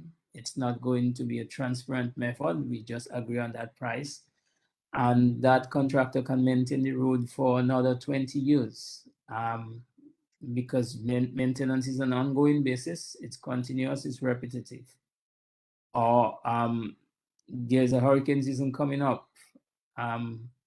We need to be able to deal with the emergency requirement of clearing the roads. I'm going to sign a contract with equipment owners, Sheridan, Gregoire, to clean the road after Hurricane Thomson Fontaine that's going to occur on the 5th of September 2022. But I'm signing this agreement now on the 8th of December to establish that. So that framework agreement allows the government now to do what it has done illegally under the existing act, Public Procurement and Contract Administration number 11 of 2012. So this new act of 2021, the heart of it is Section 58. Section 58 gets rid of everything else in the act. Section 51 says that the accounting officer or procurement officer can use any other procurement method, and only after it has done that, only after it have decided that another method is not appropriate, it's going to use a competitive method. This is compared to Section 34 of the existing act, which says the principal method of procurement is the open, transparent method of public procurement. So in a nutshell, this new act is not good for Dominica. It's a stab in the back for democracy, for transparency, for accountability. It won't do good for Dominica, for sure. There are a lot of the parliamentary representatives, I listened to the debate, who lauded good aspects of the act. But what they're not telling you, or probably what they don't know, because most of them don't read, is that the existing Public Procurement and Contract Administration Act number 11 of 2012 had superior provision. We look at, for example, what was required for domestic and small bidders. The advantages in the existing act far outweigh what comes in the new act. For one, there's a negative provision in this new act. Section 28, I think Section 28(1) requires that domestic bidders would be barred from bidding if they owe the government a social security. This provision does not apply to any foreign bidder. So a bidder from St. Lucia or from New Zealand can come and bid on a job, and they may owe the St. Lucian government or the New Zealand government social security payments and can go ahead and bid. But a local bidder who may be making arrangement to pay social security is disqualified from bidding. The margin of preference in the existing act has never been used after 6 years of being enforced. And you have all of those areas where the legislation was good enough and needed to be improved in some cases, but this new one is worse off, and there's no advantage to the Dominican public or the private sector in having this new act. I will rest there for now. An important aspect is that the previous act required under Section 104 that the act supposed to be reviewed by a procurement review panel that was supposed to be appointed by the minister, involving both private sector, mostly private sector persons, and some government personnel to review the function of the existing act, to review procurement manual, to review the work of the board, and so forth. That was never done, but we came up with a new act. How in heaven's name could we have done that? I don't know. But let's go. I'll pause for now. Yes, so thanks a lot, Tony. Dr. Lecointe, I don't know whether you've had a moment to sort of review the old act that has just expired and then the new one that has just come into effect. No, I didn't, although I do have a question for Anthony that came to my mind, because something that has bothered me is the practice these days in Parliament of reading all three readings of an act at one sitting. In the old days, I grew up with an act, and especially one like this where you're repealing, would be, the first reading would be done at one session of Parliament, then the second reading will be another one, then the third, which gives the public a chance to comment. I wanted to ask Anthony, how much time was the public given to comment on this repealing and then enactment of the new Procurement Act? Okay. The first publication of the draft bill was done sometime in January of this year. If I may recall, yes, it was done on January 12th, and the public was given 21 days to comment on an act that is over 100 sections. The existing one was over 60 pages, and the new one was over 60 pages as well. Regulations were never provided for the existing one. The new one, regulations were said to be provided in May. There are no regulations thus far for any one of them, but the act is passed. We met the business forum, and BCAD wrote the financial secretary for more time and for some consultation to understand what is the difference between the two acts, what the new one is bringing, what were the issues with the old one, and so forth. We didn't get a response, but we had an hour meeting with a few personnel from the Ministry of Finance, including the Chief Procurement Officer, the then Chief Procurement Officer. And they indicated there were 3 issues with the existing act. One was an issue with security provisions, that there was risk for security in terms of procurements. The second one was issues in terms of the administration of the act. They spoke about incestual relationship between the financial secretary and the chief procurement officer, for example, where the chief procurement officer would, by the act, have powers of review and oversight over the financial secretary, while the financial secretary is his boss, and so forth.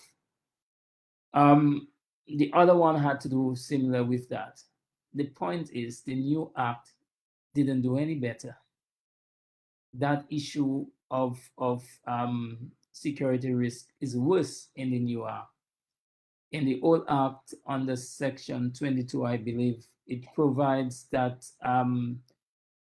where procurement deals with security of the state and defense, those procurement are exempted from the act. In the new act, it only has to do with security dealing with the president and the prime minister. So the police force or any other security arrangement is not being dealt with anymore. In terms of dealing with the issues of the financial secretary and the chief procurement officer and the procurement unit, what has been done in the new act is that the procurement unit is dispensed with. The chief procurement officer becomes a rubber stamp, only approving projects after they have a decision is being made on them and advising the board. The board also becomes a rubber stamp, only approving projects above $1 million or so. And the financial secretary has all the powers that the board had before. So the wisdom of having a board of 5 persons making the important procurement decisions and advice and guidelines, that is dispensed of, and you have one person, the financial secretary, who was a member of the board, making all of those decisions and being in charge of procurement, by and large. So the wisdom of taking this out from the accounting officer, which the financial secretary is, and putting it into an independent board, an independent chief procurement officer, an independent procurement unit, is rather than improving on that. And our recommendation to deal with that situation is to have an independent body like the audit department or CREED, which was created a few years ago in 2018, I believe, that can be independent of the machinery of government. That recommendation was not taken on. As a matter of fact, following that, we had some discussions among the private sector players. The Dominica Association of Professional Engineers hired a private consultant to review both acts and give his recommendation. And we as BCAT DBF, a group of us studied the act. Some of us knew the first act very well. So we studied and compared, and we came up with a 64-page PowerPoint commentary on both acts. And we invited the Ministry of Finance and the Ministry of Legal Affairs to a consultation in August. It was supposed to be face-to-face, but with the rise in COVID, we eventually made it an online discussion on the 24th of August. The Ministry of Finance and the Ministry of Legal Affairs never responded to our invitation.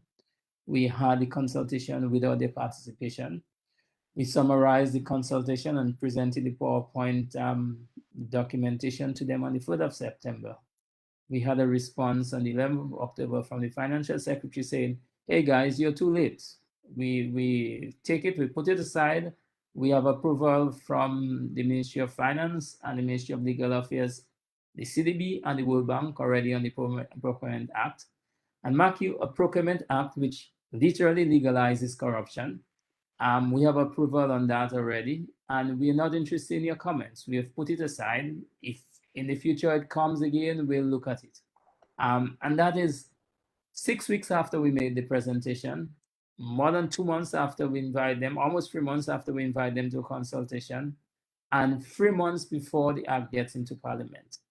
So that's the level of consultation we had, in summary. Yes, and before I go over to, I don't know whether Dr. Lecointe had any more questions for you, but I wanted to ask you the general question there. I mean, the whole purpose of this thing there is a development process. You're spending money, you're making major investments, major capital investments. Would be, I imagine, to ensure that your locals are getting the work as much as possible. Would you say that the locals have been getting adequate work? And do you see anything in this new Procurement Act that is going to help locals to get more work than they've been getting? Okay, answer to your first question. if we look at the requirement to obtain work from the, say, the European Union, the World Bank, or CDB, part of the requirement is turnover. 10, 15 years ago, many of the local contractors could meet the turnover requirement very easily.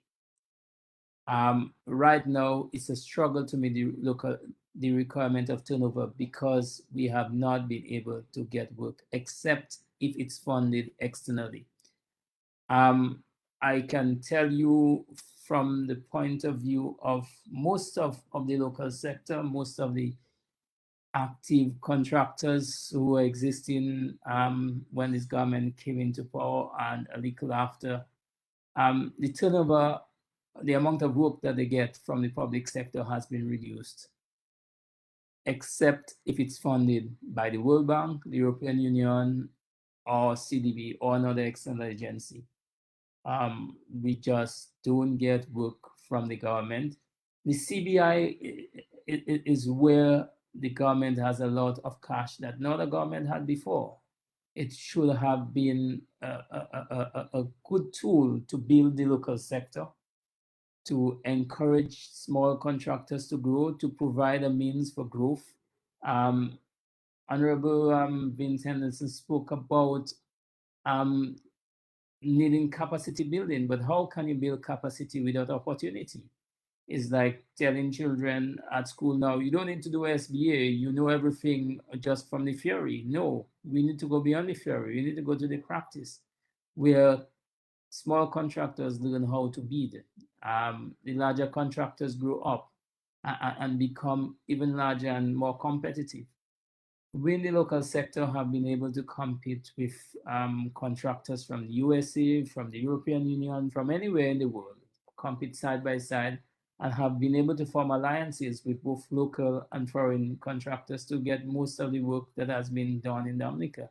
It's only in recent times, in the last 5 years, we see a barrage of foreign contractors coming without any bid process, without any transparency, and just being given work that should be used to improve the sector.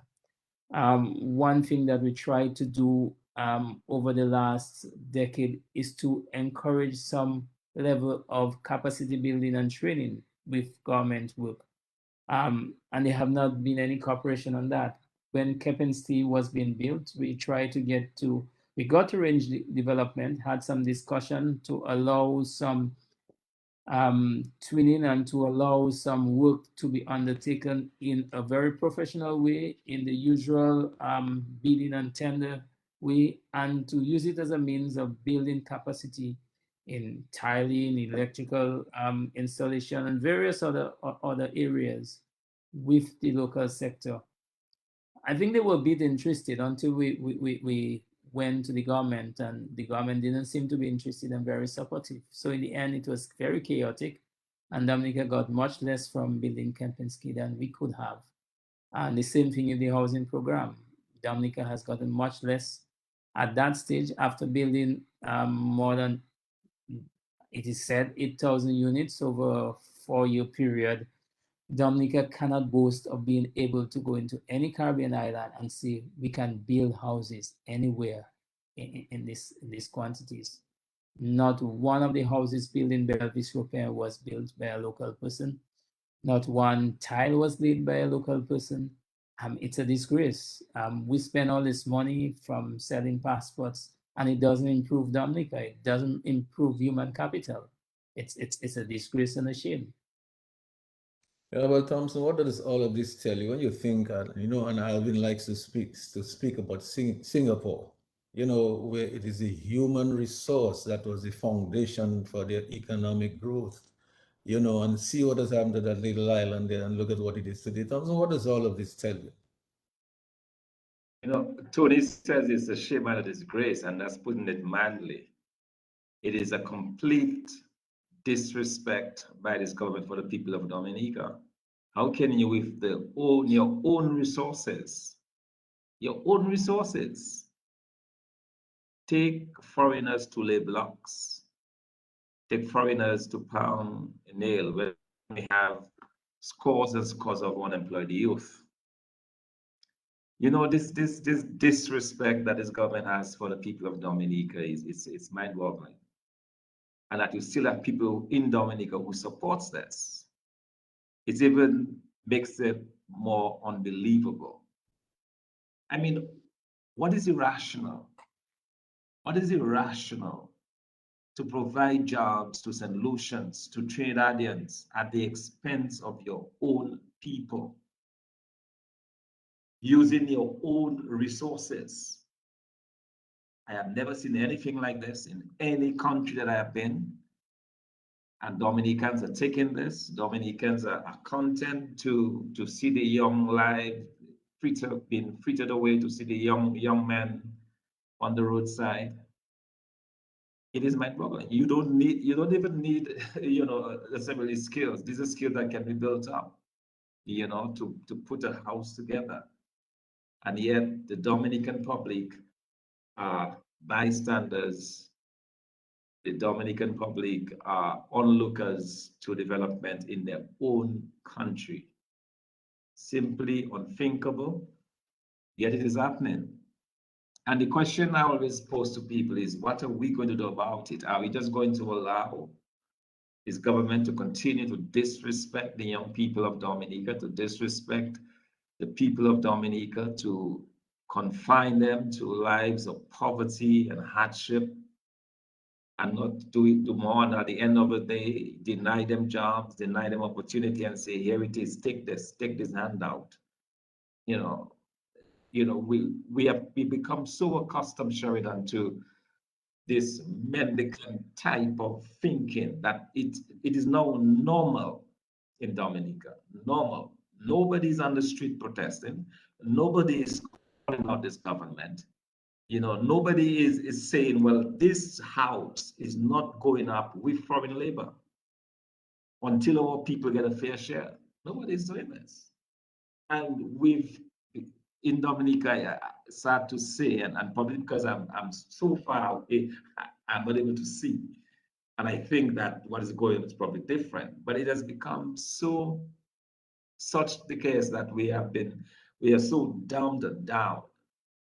We have become so compliant. We have become so unresponsive to anything that would make us realize that we are going wrong. And it is truly mind-boggling, truly mind-boggling. That's a classical case. You know, years ago when the government was building the State House, I was very vocal in calling for, you know, the government had taken a loan of $27 million. And instead of using Dominican labor, chose instead to use Chinese labor to build the State House with loan resources. In every other country in the Caribbean where we've had the involvement of the Chinese, we've seen the governments insisting that a certain portion of that labor must go to the locals. We don't see that in Dominica. The government is not fighting for the people of Dominica. But what is more mind-boggling and beyond my understanding, I say probably I'm too far away from Dominica now to understand this, is why it is that the very resources of the people of Dominica have not been made to work for the people of Dominica. The fact that these resources are earned from the sale of Dominica, that's the only thing that we're doing now. We're no longer exporting. We don't have manufactured or agriculture exports. So any money is coming in now is either through taxes or through the sale of passports. Yet none of that is going back to better the lives of Dominicans. And when we get to this in your face, you know, so local Dominican boys have to sit back and watch foreigners driving lorries around Dominica.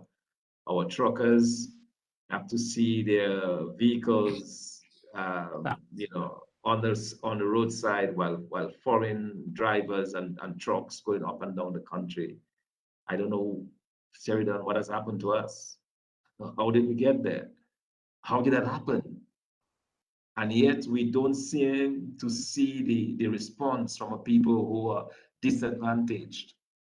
Why are we not seeing more protests? Why are we not seeing more calling out of this government? We saw what happened in Grand Bay. Government is rewarded with votes in Grand Bay.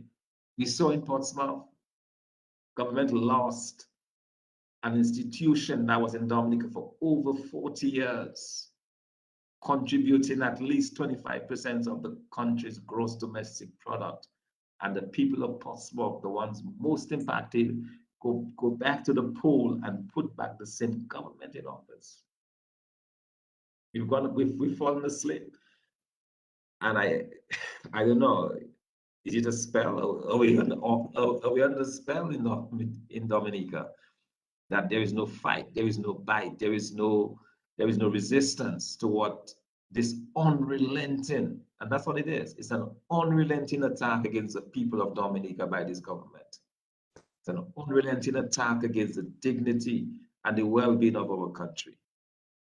And the only way Dominicans can escape that is by going overseas.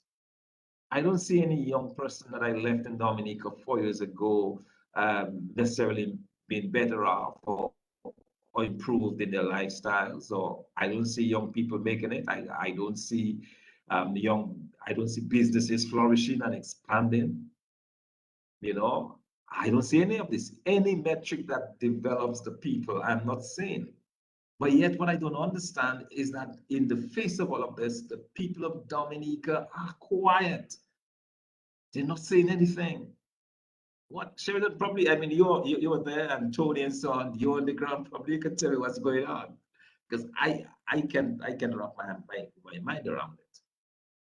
So yeah, so that's a big question. Maybe Alvin, you might help us, and Tony, you might be able to. But I mean, what I think Thomson said, there seems to be this acceptance of this mediocrity, you know, and this acceptance that, you know, well, this is our lot in life. That is how it is. So this acceptance is a numbness. It's like people not feeling anymore something, and you pinch them and they're not feeling it. And then this question of apathy, it's like nobody cares. It's not me, it's the other person. Or maybe it's the truckers. I'm not a trucker. But the point is, it's impacting everybody. And if we look at the 1 second, just Alvin, I just want to say this. If we look at the Bahamas, for example, as an example, they will say, listen, you want to do this thing, we want 60% of that for our locals, or 80%, but they make a case, so they fight some of the people. Alvin, your thoughts? Yeah, but you see, Sheridan, I think this thing is much bigger than that, you know. Yes, what Thomson has the comments Thomson has made is so true. But again, let's go back to that director of audit report, because that's critical. You know, I don't know how many of us or you or how many folks have really dig deep into that report. This is a report from the director of audit on the 2019, which is the most current one. Section 515, and permit me, because it's interesting what I'm going to raise there. Absence of contractual engagement. A total cost of jobs purportedly made for repairs work to houses in the amount of $34,700 was paid to an individual during the month of June 2019 through 6 payments. 6,200, 5,400, 7,000, 2,000, 5,000, 8,000, devoid of any specifics and document evidencing any contractual arrangement with the Ministry of Housing and Lands. It goes on further. Such action violates Chapter 63.02, Part 21, Section 173 of the Financial Regulations, which instructs that the Permanent Secretary must first seek the approval of the Ministry of Finance for work in excess of $5,000 before a contractor is engaged. Breach of the law.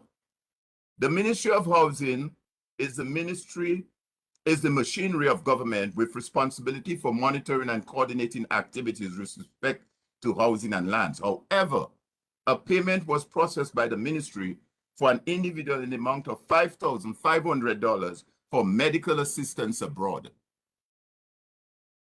Are you hearing this? The propriety and regularity of such payment has been called into question since the disbursement is not consistent with the mandate of the ministry. No details and validation was provided for such payment. Here's where it gets even more interesting. The evidence gathered manifests breach of several sections of the financial regulation, subsidiary legislation, Chapter 6302, of the Laws of Dominica 2017 revised edition. The internal control system was also overridden. The control system is established policies, procedures, techniques, and mechanisms which help to ensure that action are taken to address risk involved in the use of government resources. In addition, the audit clearly points out the lack of accountability and transparency with respect to the relevant procurement by the Ministry of Housing and Land. It gets even sweeter. Listen to the sweet part.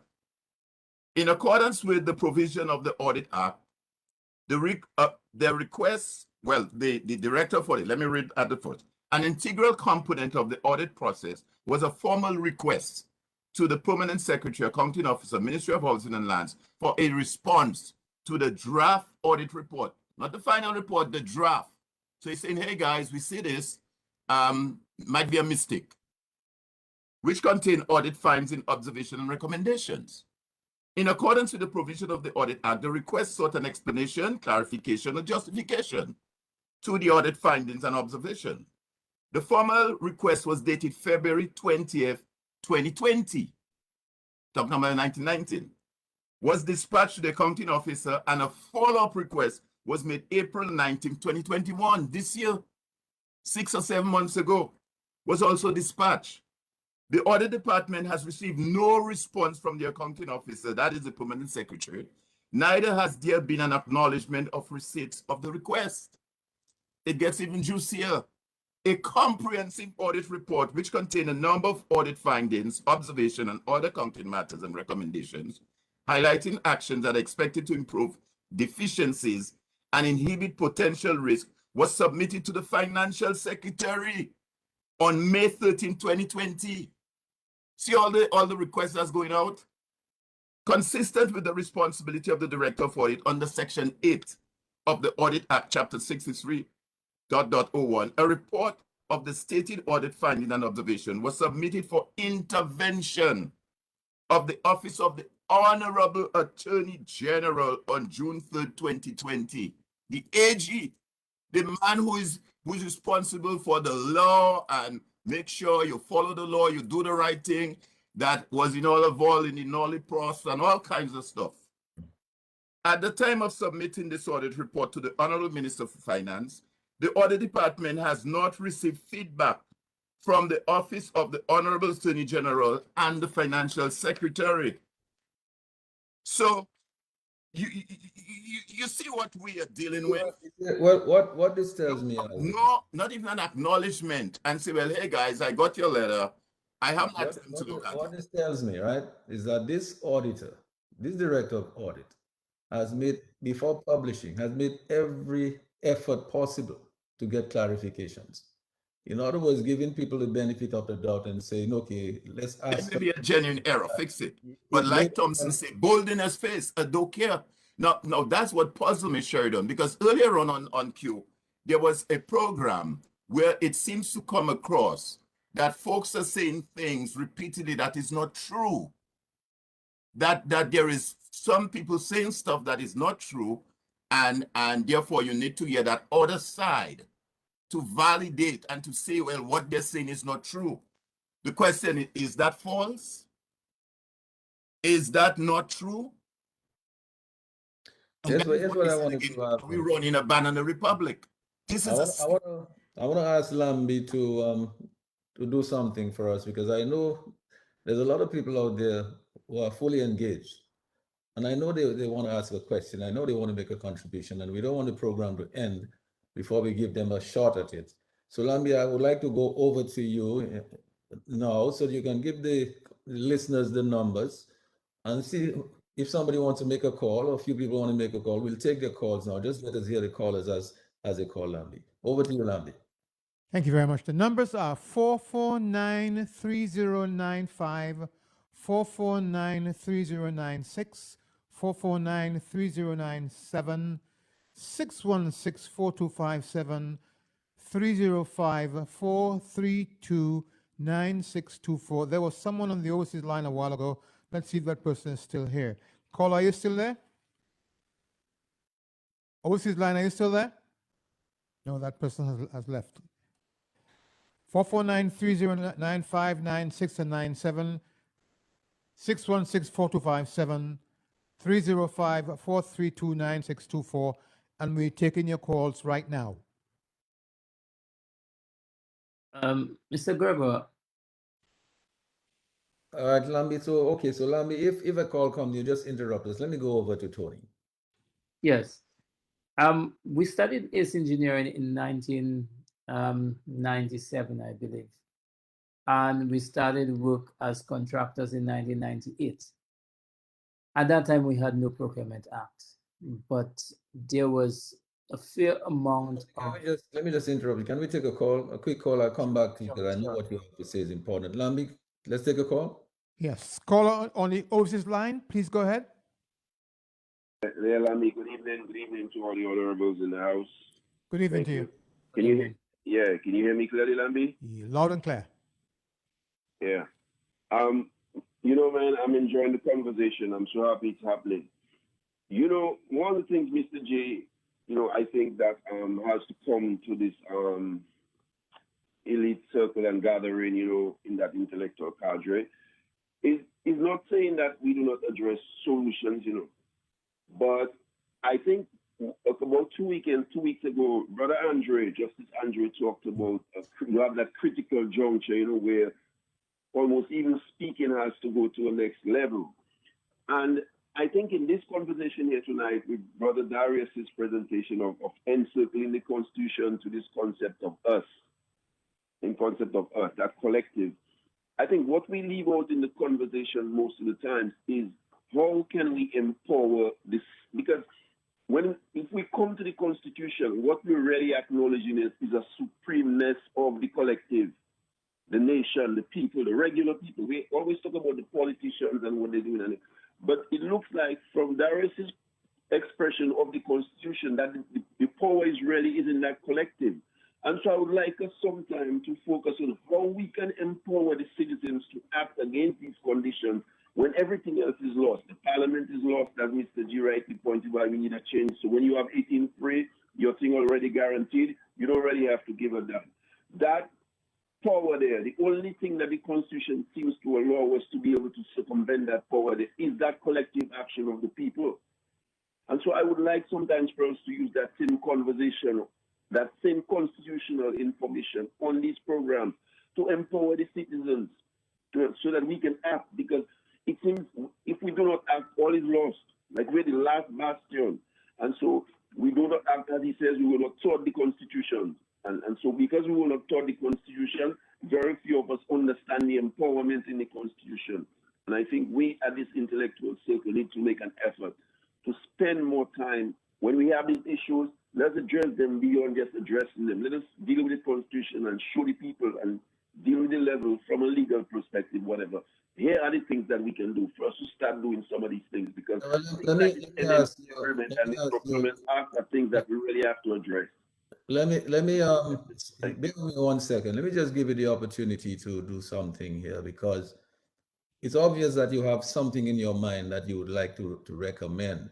I think if you would like to do that, it's an opportunity that you can do that in terms of the action to get the collective to act. If you have any suggestion that you'd like to make, no, I mean, that might be an opportunity to make it. Well, I think the legal realm, especially from the radio viewpoint and you know, constitutionally, I think the legal realm needs to be exploited a little more by the collective.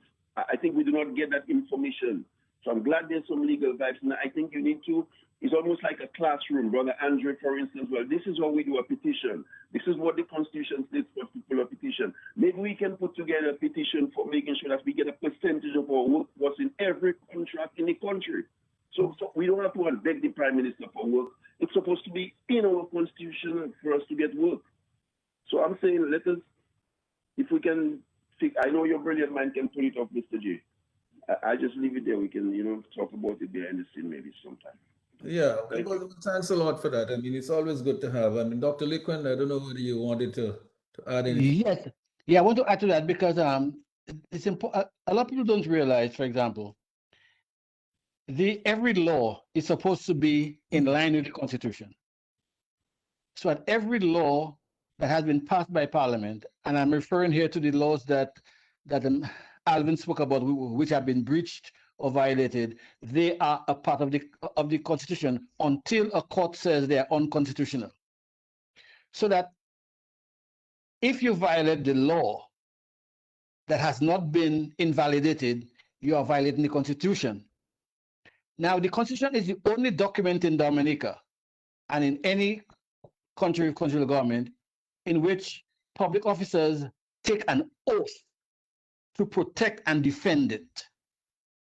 Everyone who takes office takes an oath to protect and defend the Constitution. They say we will do what the Constitution says. And Section 103 of the Constitution says that if anyone alleges that any provision of the Constitution has been or is being contravened, that person may, if he has a relevant interest, apply to the High Court for a declaration and for relief under this section. So that we have a right as citizens, and especially the 70-odd lawyers we have in Dominica. If we see the Constitution through its laws being violated or contravened, to go to the High Court and ask them to declare that that has happened and ask for relief. I think people forget often that our government has three branches: the executive, the legislature, and the court. The court is part of the government of Dominica, and they must be put to use to ensure the continued progress and development of the collective.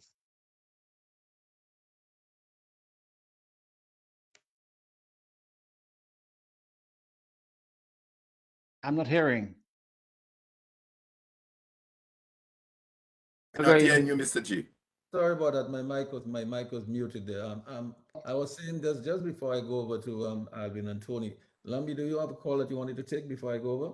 Yes, I do. Caller on the line, please go ahead. Caller, are you there? Nope, he's left. All right. So if a call comes in, you'll just interrupt us. I think Alvin, let me let Tony say something because he really started saying something, and I'll come over right back to you. Yes. I was saying. Take a call now, Lambi, before we go. Yes. Let's go then. Tony, Caller, are you ready? Go ahead. Lambi? Yes, go ahead. We're hearing you. Are you hearing me? Yes, go ahead. Lambi, that's boots on the ground. And gentlemen on the panel, I congratulate you guys. I respect you guys. And I wish the rest of Dominica could listen to you guys and take a bit of trying to gain Dominica back, because Dominica is gone. Lambi, one of the things I keep hearing is the whistleblower. This time it's not a whistleblower. This time it's a person that is employed under the civil service as one that have the right to deliver the information to Dominicans based on the record.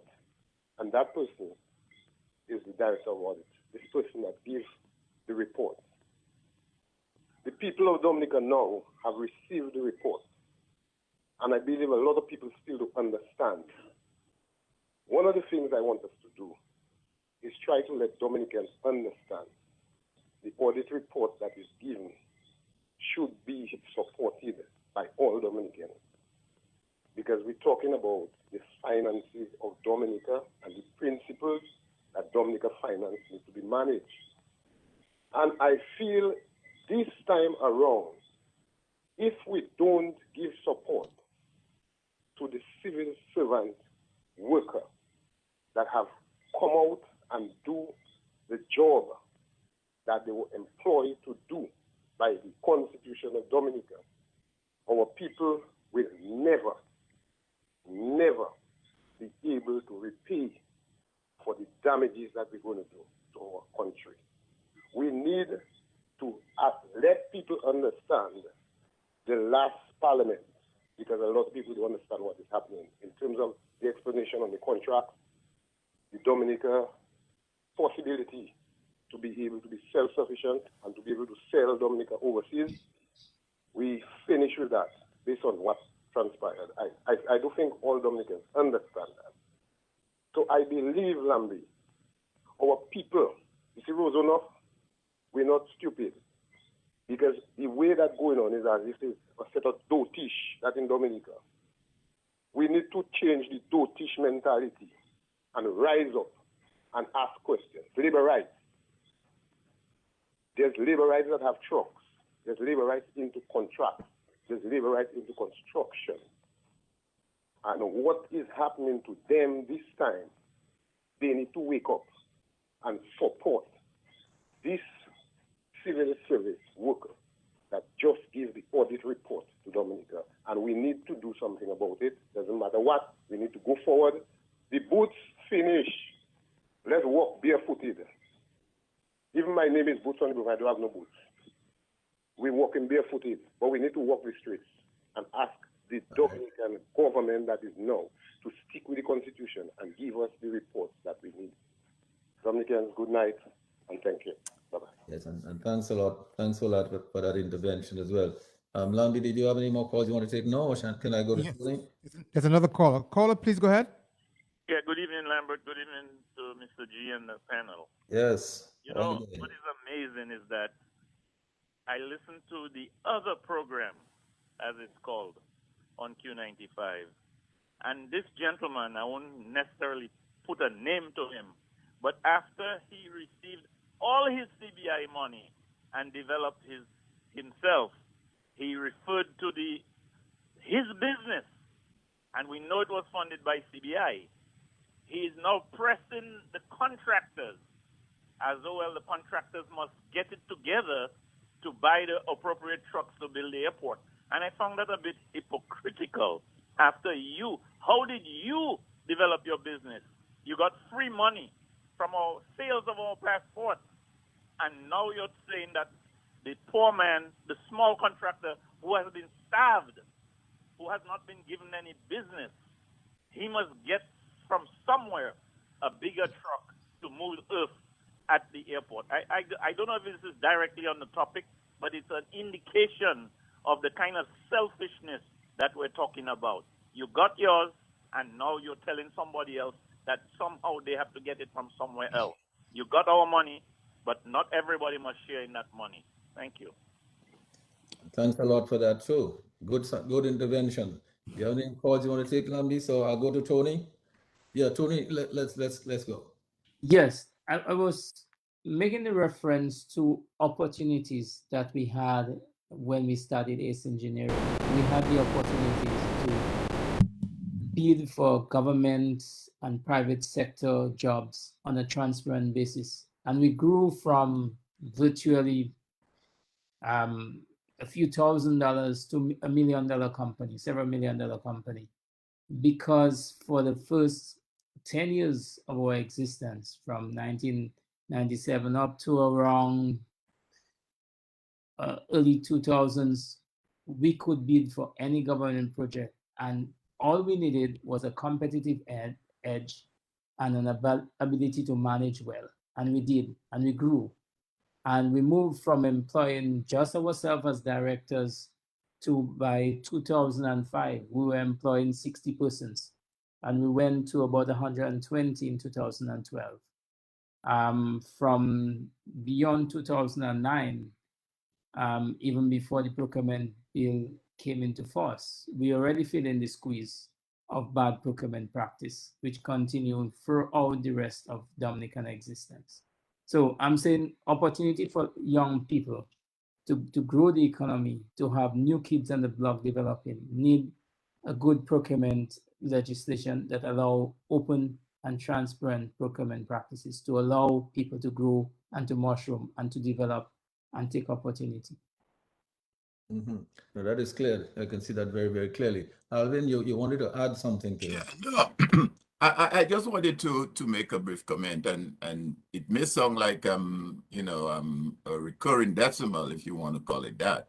But what Dr. Lecointe said with respect to Section 103 of the Constitution is what would apply in a real world. But we ain't in a real world, Dr. Lecointe, unfortunately, sad. In a real world, yes. But Dominica is not in a real world. And we saw what happened with that matter that went to the courts on treating and bribery. That's just one matter. I'm sure that the list goes on.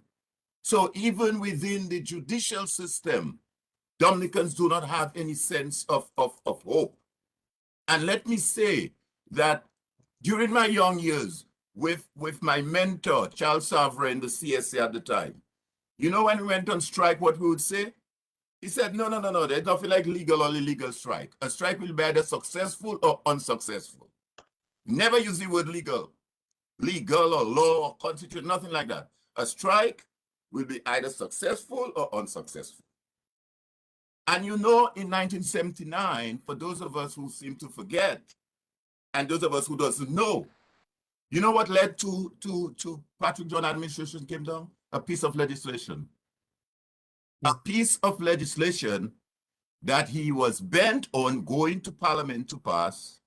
And the night prior to that, the unions met in Lagos and said to him, you know what? Enough is enough. And they insisted. And they were in Parliament at the time when all of what happened and May 79 happened. And that's why I keep saying, Dominicans must again have that courage. Dominicans again must have that courage that when the free branches does not work for us, then you, the people, we, the people, have to take the power back in our hand. And if it means protest and do the things that we have to do, then we have to do it.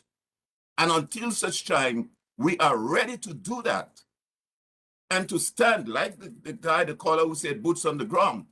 Absolutely correct. Now, you might say to me, well, at the time, you had leadership and direction, you had the Zabukas and the Charles Savre. Well, in every situation, leadership emerges. One will emerge, but that is what we need now. All this thing, because it's only in an unreal world. Let me give you another example. There is one individual that got $500,000 loan that appeared in the Director of Audit report, a businessman.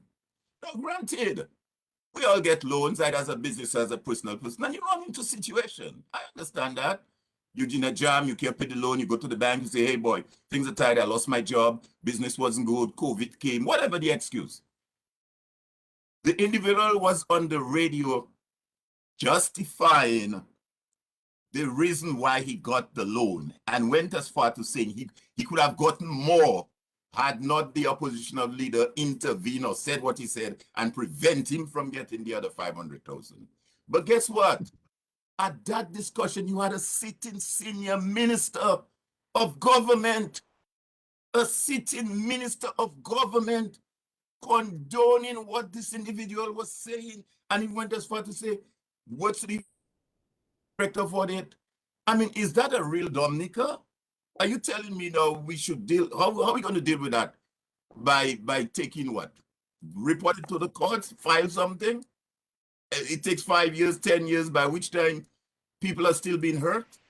We got to be bold enough to go out. Bold enough to do what we did in 79, to do what we did in 73, to do what we did in 77. That boldness must come. Because it didn't just start in 79, you know. It began in 1973. That's where it started. 73, 77. I was part of that movement then, and 79. So we have to take that bold decision in Dominica. Now, one might argue, well, you're out here in Atlanta and preaching and whatever it is. But in the 79 too, you had Dominicans overseas, lending to the struggle and lending to everything, in the region as well. And I think it's time, and I'm saying for the benefit of persons in the international community who is listening to that program, that the international community must now intervene. They need to intervene with what's happening in Dominica. It's not a Dominica issue, because what's happening in Dominica doesn't only remain within Dominica, it has an impact on the rest of the countries in the region of which we are party to. We are a member of the OECS, we are a member of CARICOM. So what affects one affects the other. So if the governance in Dominica is bad, it is bad for the OECS as a grouping. It is bad for CARICOM as a grouping. So it is time that Dominicans stand up and take the position. And when the three branches doesn't work, then here comes the people has to put the boots on the ground, have the courage and to think. as regards to Tony's intervention. Maybe the contractors need to start protesting. Block the street if your trucks. You have some trucks, block the road with your truck. I mean, yes, the cops will come, there'll be some resistance, but you got to start somewhere. If you can't get work, you can't feed your people, you can eat, and foreigners are coming and getting all these monies, and you have 14 contracts that were just given to MMC, and now you have a law that facilitates that. Block the road, shut it down. And I made no apologies about that. Sometimes that is how you have to behave in a country that's not a real country. So I just wanted to make that intervention. Yes, and Thomson, I wanted to just say this as well. I mean, as Alvin was sort of mentioning that, you know, and we have callers who call from overseas and are always trying to contribute meaningfully to the discussion. And you know, Thomson, that yes, it's okay to say that there's people in Atlanta or in New York or wherever they are and they're talking, but let us remind ourselves, Thomson, that this economy is not in good shape. And if it had not been for the contributions of the diaspora, Dominicans overseas, all over $50 million and plus Exactly. more than that. And that is what is keeping things going down there. I mean, if you remove that from the economy, do you know what kind of impact it's going to have on the lives of the people down there? So I think it's important for every Dominican who's overseas, and I know that almost every Dominican overseas has good intentions for the country. They love the country. They always think about going back home one day. And so, Thomson, I just want to give you a chance to add to all of that discussion, but I just thought I would mention that because you're somebody who has been integrally involved in all of this. Yes, indeed. And in fact, Sheridan, I want to really big up the diaspora Dominicans. I did a very important study, I believe in 2012, 2013, that looked at that really measured, very scientifically was able to measure the contributions of the Dominican diaspora. And as it says, it's roughly $50–60 million a year, which is, you know, almost 20 times the amount of money we get from exports. So it is clear that without this support, that a number of people would, to use the famous words of the Baroness, would be Susain Cell, you know. Yeah, and that is the reality. But I wanted to just give some support to what Alvin just said, you know, and the whole idea of Dominicans taking responsibility. I mean, we can, you know, the truckers are complaining, but they're not out there demanding what is rightfully theirs. It is not right and it is not fair that foreigners be elevated over and above the Dominicans using their own resources. It simply is not fair. And whatever has gotten into this prime minister, whatever has gotten into this Labour Party government, that somehow they can see beyond their noses. But at least the Dominican people need to respond. They need to react to this, you know. And in fact, and when you hear, for example, I did not hear it myself, but I heard earlier that Sam Raphael was talking about truckers getting bigger vehicles. How are you going to get bigger vehicles when you're systematically squeezed out? Where's the money going to come from? The truckers were squeezed out after Erica. They were squeezed out after Maria. Where are they going to get the resources? You know, and I think we are very unfair to ourselves. And when you have enablers of this regime, people who should know better, some should know better. And in fact, I have interviews of some that I did a few years ago. I probably need to remind him of some of the things that he said then. And it clearly is not fair to the Dominican public that you're trying to show another side. What is the other side? As I'm saying, what is your side? It is there in black and white from the auditor's report. It is there from the supplementary estimates. It is there from the behavior of the government in refusing to give locals opportunities. What other side is there? There is no other side. What is there is what is there. And that is what we have to confront. That is what the Dominican public need to start confronting. And we need to be more militant in our approach. I agree. We cannot just sit back. Change did not come in 1979 because we decided to sit back. Young schoolboys, we were on the streets with our elders protesting. And that's what brought change. So we have to understand that if we're going to get things done, we have to change our posture. And that would be my cry, my plea to the Dominican public. Okay, don't just take this. It is not right what is happening in Dominica. We have seen a government that is completely disgraced, a government that has lost its way in so many different ways. When you tell me a prime minister in a country where the average monthly salary is 700 EC dollars, that you can justify staying in an apartment for $70,000, 64,000 plus 6,000 for electricity, $70,000 a month, and you can go home and sleep every night, knowing the suffering of the majority of people. You can justify that on the backs of Dominicans when your salary is no more than 7,000 AC dollars yourself, and you're justifying living in an apartment that costs 70,000. What excess? What complete disregard for the people of Dominica, disrespect for the people of Dominica. And that is what we have. And that's what people need to understand. This type of behavior is not normal. This type of behavior is somebody who is giving the finger to Dominicans every single day and saying, do that. You know, and that is what we need to understand. And that is why I believe, Sheridan, honestly and sincerely, that the Dominican people need to awake. I think we've fallen asleep. I think we're in a state of slumber. Somehow we seem to be almost robotic in our movement. We don't seem to understand what's happening to us. One day we're going to get up out of that sleep and realize that our country is gone. You know, our country has drifted away in the night through the behaviors of this government. So I think this should be a wake-up call to us. And we should continue to demand transparency and accountability. We should continue to demand good governance. We should continue to demand that the government does right by the people of Dominica and begin to give more opportunities to the people. And one final thing, Sheridan, I heard and I saw the Prime Minister saying that the apartment buildings that people are living in are not theirs.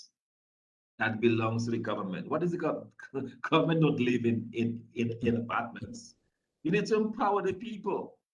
If you build them an apartment, let them have it so that they can use that as collateral.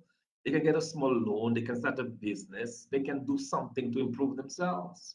How can you tell them that it does not belong to them, it belongs to government? Another way that this prime minister finds to disrespect the people of government, and that is what gets me, is the level of disrespect. Slavery. Almost as if you are saying that you don't deserve anything, you are down there, I am all the way up there, I am Lord and Master, you know your place, you stay there. You know, even when we use the resources of the state to get a property or to build an apartment, you cannot claim that it is yours, it is government, it is mine, it is still mine. What's going on? How do we accept this? But the thing about it, Thomson, I did hear the Prime Minister tell the people in those apartments at one time that it was theirs. And then another time I heard him say that it belongs to the government. So I'm not so sure whether he thinks the people and the government are one. And if you say the government, then if they're one, then you should just give them the titles, right? No, but for it to be theirs, they have to see the title in their names. Yes, they should get the title. That's proof positive. They don't have that. Yeah. Yes, certainly. But gentlemen, you know, the 10 o'clock hour is on us. As you know, when you're having fun, the time goes by fairly quickly. So Anthony, Tony, I wanted to ask you to sort of your little wrapping up comments, and so we can, you know, because we're going to make a final round and wrap up, you know, because we have to go get some sleep be prepared for tomorrow. So over to you, Tony. All right. Wherever we have in our books now, one of the worst legislation that have been passed in the history of democratic countries, one that has legalized sitting government's authority to practice corrupt acts and to deprive, most of all, to deprive opportunities to not only the private sector, but the young, oncoming young persons. Deprive them of growth, deprive them of opportunity, so that they're left with one option. Well, with two options: to get up with their boots on the ground and fight, or to get out of this country. And this country is going to be sad if our young people continue to move out in drones, because there's no opportunity for them. And I can tell you, if as a young person I was entering into business now, I had no chance of developing business in the way we did, because this government does not give opportunity to nationals, to locals, big or small, except if you're willing to enter into corrupt practices with them. To do what a former parliamentary representative asked my partner: we'll give you some work and you give us some money under the table, which we refuse to do. That's the only way Dominicans can get work, and it's another chain in the slavery apparel. Once we start doing that, once Dominicans start compromising their integrity and giving back to politicians in the illegal ways, they never get rid of that chain. Yeah, thank you for that, Tony. Let me go over to Dr. Lecointe. Let's sort of have your wrapping up comments. Yes, I want to end where I began. I agree with Alvin that the power belongs to the people. I believe in the Constitution. I believe that every step must be taken, and that the problem with us is not so much the government, but the people as well. Because if you change the government and the people's mentality does not change, you're going to end up back in the same hole that you just jumped out of. So I think it's important for us to find a way. And democracy is messy business, and there are no easy answers. And I understand the frustration that people feel, but I believe that I also believe that we have a right to speak out and let our voices be heard, and to educate those who will be educated, because at the end of the day, people get the government not only that they deserve, but that they choose or allow to remain in office. But if people, and someone raised the question of it's time for people to do something, the problem with getting people to act is that you cannot make people act. People act in a mob when the mob forms, but to get the mob to get together is the hard part. So I still maintain that the Constitution, since it is outside of the law, that it finds its way just as water finds its own level. And I can only hope that in my lifetime that Dominicans can get to the point where they can work together and stop seeing themselves in opposition to each other. There's too much of this antagonistic feeling which says that if your views are different from mine, then you must be my enemy. And I must hate you, I must denigrate you, I must bring you down. And I believe in human nature. I'm a very positive person. I'm optimistic. This is a lovely country. We don't like the way it's going, and we have to do something about it. But I trust that we can keep it together some way and somehow. And thank you, Dr. Lecointe. Alvin, final words? You're muted, Yeah, Alvin. I'm sorry. Yeah. Well, Sheridan, I too am a man of hope and optimism.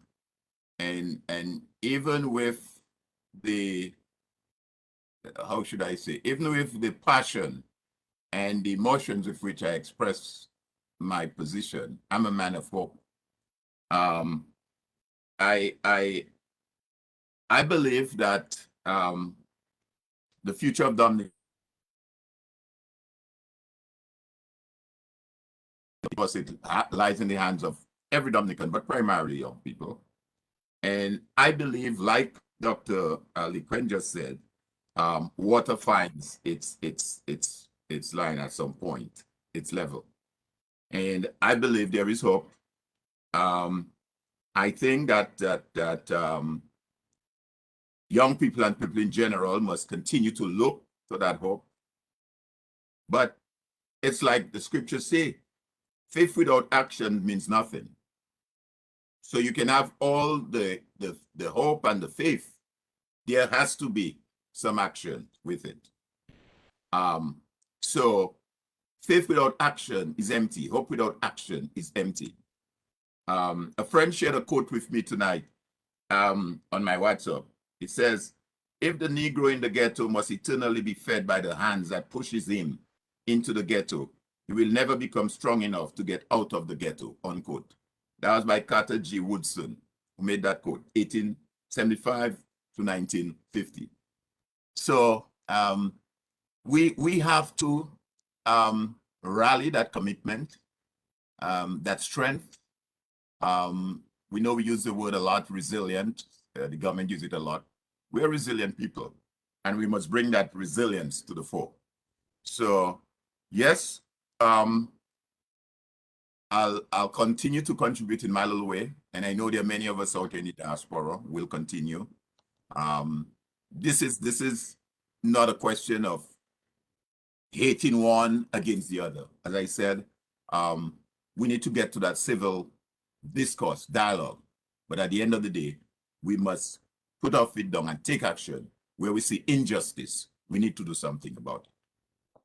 Yes, and thank you, Alvin. But Dr. Fontaine, I mean, let's end as we started. You had the final word, but the thing is that I think we're concerned about saving our democracy. It's a fledgling democracy. I mean, democracy, as Dr. Lecointe says, is a messy thing. I mean, United States is having problems with theirs. It's messy as well. But we have to save it. But then we have a small country, a little country, and just 70,000 people. Ultimately, what we want is for people to be able to live well, to have a reasonable standard of living, a certain amount of wellness, a quality of life. I mean, we have the natural assets that allows us, if we want to use them well, to be able to have a reasonable quality of life. So when we come to talk about things like budgeting, because it's a big word, but really what we want to do is to improve people's lives. I mean, we do this through enhancing our business sector. Whatever sector you're in, you have an economy that's made of certain components. And so you have the contractors, you have to work and make the contractors do this so their lives can improve. You have the soil, let your farmers do the thing and find markets for them so you can sell it so that their lives can improve. We did it before. We can do it again. Why aren't we doing it now? We have the tourism sector. We have lovely natural assets that we can sell that to the world. They want it. We just package it and sell it to them. We could do that. So ultimately, all this talk about budgeting and so on, and this legislation that we're passing, this legislation will be for the purpose of enhancing the lives of our people. It should not be for the purpose of bringing in foreigners from somewhere else and to say, well, our people cannot work and therefore, they're not productive and therefore, that is not what the whole thing should be all about. And as I can recall in Labour Party politics, because all of us were Labourites at some point in our life, I mean, days of LeBlanc and those guys. These guys were all for people. Their concern was really to improve the lot of the little man. Patrick John was just like that as well after LeBlanc, and so essentially, let us sort of wind up where we started from, Thomson, because I mean, we can see all of that. We have to make a resolve that these are the objectives, a basic thing we want to achieve is a better living standard and quality of life for people. We want people to be working, a living wage, and for them why is it that so many people are on this mendicancy thing and this dependency syndrome waiting for handouts? It is unreasonable to make people live that kind of lifestyle. Your final words, Thomson? And thanks very much for that, Sheridan. It really is horrible what has happened to Dominica. As you said, where you have a government that is unfeeling, uncaring, government that does not see the need to uplift the average person. As you said, we had prime ministers in the past who were caring enough to uplift the people of Dominica. I mean, in 2016, it took me about 2 weeks to get a market for farmers in my area.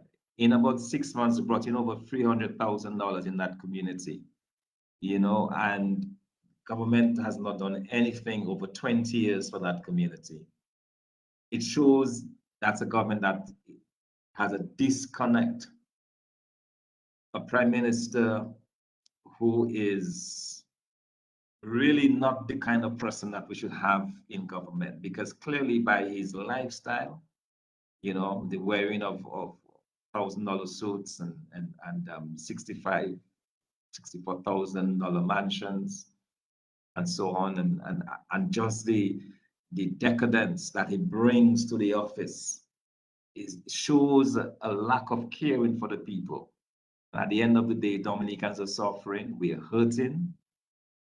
When you have people, and I get requests every day, people that cannot make ends meet, people that are suffering, people who are not working, who needs support.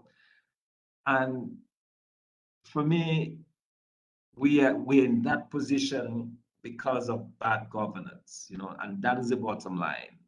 A government that is so uncaring, that is so callous, that disregards the Constitution, disregard the rules, ministers of government, public servants who now seem willing to toe the line, who are free or who seem to want to offer, all of those breaches that we see in this report.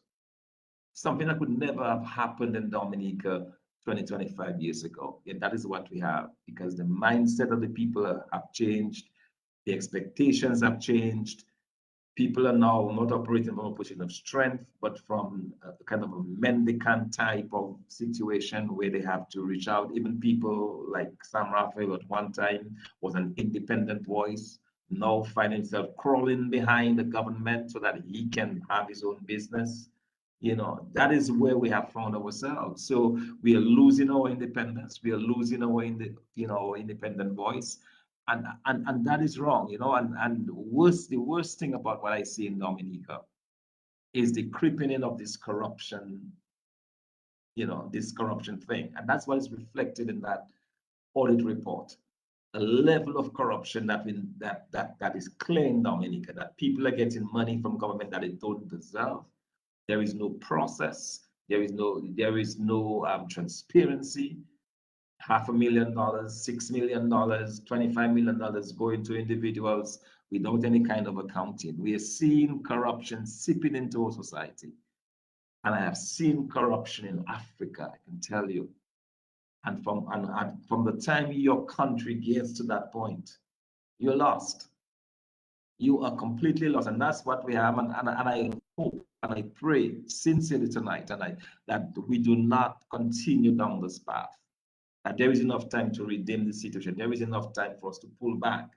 There is enough time for us to not get to that point where we become so septic, we become so corrupt that everything smells and fails in Dominica. I still feel we have a chance to do that.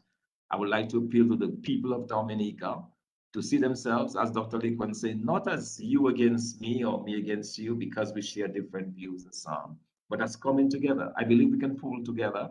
I believe we can work together. I believe that if we pool our resources and our thinking, Dominicans, Labour, UWP, other parties, diaspora, if we pool ourselves together and we say and we focus on the importance of putting Dominica first, Dominica above a party, Dominica above a leader, then I believe there's a way out for us. But it's something that we have to really commit ourselves to. It's something that we really have to put our effort towards. At the end of the day, say, above all, let us rescue Dominica. Let us make Dominica this place where people would want to come back to live. People would not feel being under so much pressure that's put on them by government as we see now. So that would be my appeal to Dominicans, not to lose hope. I believe going forward that we have a chance to redeem ourselves. We have a chance to pull back from the brink. And we have an opportunity really to build a prosperous and beautiful country. But we can only do that if we act together and if we speak with one voice on this. And here's what I would say, Thompson, as I wind up here, as we come to a close, is that I want to just go back and look at the topic, because really what it means is that it's not complicated, you know. I mean, when we talk about budgets, this sounds like a highfalutin thing, budget and so on, all kind of dimensions and so. But in actual fact, when you talk about $1 billion budget, that should translate into the transformation of the structures of your economy. That should translate into the transformation of the quality of the living standards and the quality of life of your people. I mean, so when you think about these laws that are being passed or amended and whatever, all of that should be to improve people's lives, not to prevent people from getting work. I mean, so when you talk about the Procurement Act, and I'm hearing Tony saying this thing is worse than what they had before, it's going to give the local man a lesser chance of getting a contract. And before, that is not right. There's something wrong with that. That is not the purpose of passing these laws. And then we look at the auditor's report. It seems to me, Thomson, that I think we're all saying the same thing. And I hope every Dominican is saying the same thing. I hope every minister of government is saying the same thing, that the director of audit should be supported for doing the work properly, professionally, and impartially. When I listen to Alvin, and Alvin is talking about the level of effort that was made by the director of audit to get sort of closure on this thing, to ask people to come verify, there may have been an error here, this thing looks a little bit funny, fix it, you know, give them time to fix it, and not even a response. I mean, come on. I mean, what is this all about? So, I mean, we're saying that the country should protect, and I hope everybody in Dominica, whether you're Labor or UW or Freedom, you have to protect people who are trying to do their job, because we've been asking people to do that for the longest while. This director of audit shows some guts. And well, not just guts, I mean, shows professionalism. And I hope that other public servants in high positions can take a leaf from her book and do the same thing, because the country needs it. And then, of course, I mean, in terms of upholding the requirements and integrity of the Constitution and laws of Dominica, we heard Dr. Lecointe. I mean, obviously, the Constitution is the thing. Nobody can come and say, well, look, no law, no Constitution. The Constitution is it. You cannot cast aside the Constitution. And Dr. Lecointe made it clear that, yeah, laws have to conform with the Constitution, not the other way around. You cannot make the Constitution conform to the laws that you want to pass in Parliament, especially when you know the Cabinet has the eyes have it in the Parliament, and anything you want to do in the Cabinet, you do, and then the Parliament has to do it because you have the majority there. It seems to me that the laws must conform to the Constitution. But, gentlemen, all I have to say is this, that I mean, in the final analysis, I think whatever we do as one people under our Constitution in Dominica, we should do it for the purpose of ensuring that the life of every person, every Dominican, is improved, is impacted in a positive way. And there's no sense of having this enmity, this family fighting family and so on. It doesn't help, because you still find your lot is the same, your life is not improving. We should all work together to try to improve everybody's life. So that's what I think, and that's what we should do. We have the opportunity to do it. I think we have the assets to do it. If we set our minds to do it and work together, and whatever it is in the way of it should be removed, because you cannot have any stumbling blocks that is preventing the improvement of the lives of the people. I mean, come on, that is what 70,000 people you're talking about, Thomson. That can go in a little stadium. Okay, so Yes, it might be less than that, Sheridan. Exactly. That's the point I'm making. Some stadiums all over 100,000 people. Why can't we just do something to improve the lot of everybody in Dominica? 70,000 people. That's just a handful of people. All right. So I want to thank everybody for being here tonight and making this tremendous contribution. I want to thank our callers and our folks on Facebook for staying with us. And I saw some comments that we made on Facebook and on WhatsApp as well. We didn't have time to read them. But I mean, certainly people have been following closely what we have been saying here tonight. And there was a program earlier on tonight before us. I believe that program had some comments. It's the first one that has taken place on Q95. I'm pretty sure we'll hear some comments about that and about our program here tonight, tomorrow, and the days coming. So we look forward to all of that. It's part of the democracy. Gentlemen, I want to thank you so much for the contribution tonight, and to just wish you all a terrific Christmas. I don't know if we'll see you again before Christmas. Anyway, have a great one. Anthony, Thanks, it was my pleasure. Darius, and Pleasure. yes, Thanks, Sheridan. Gentlemen. Thanks very much. Good night. Bye, guys. Thomson, give me a call. all Thomson, right, give me a call. Yes, I will. all right. Good night, everybody. Take care, Good man. night. All the best. All right. All right, take care. All right.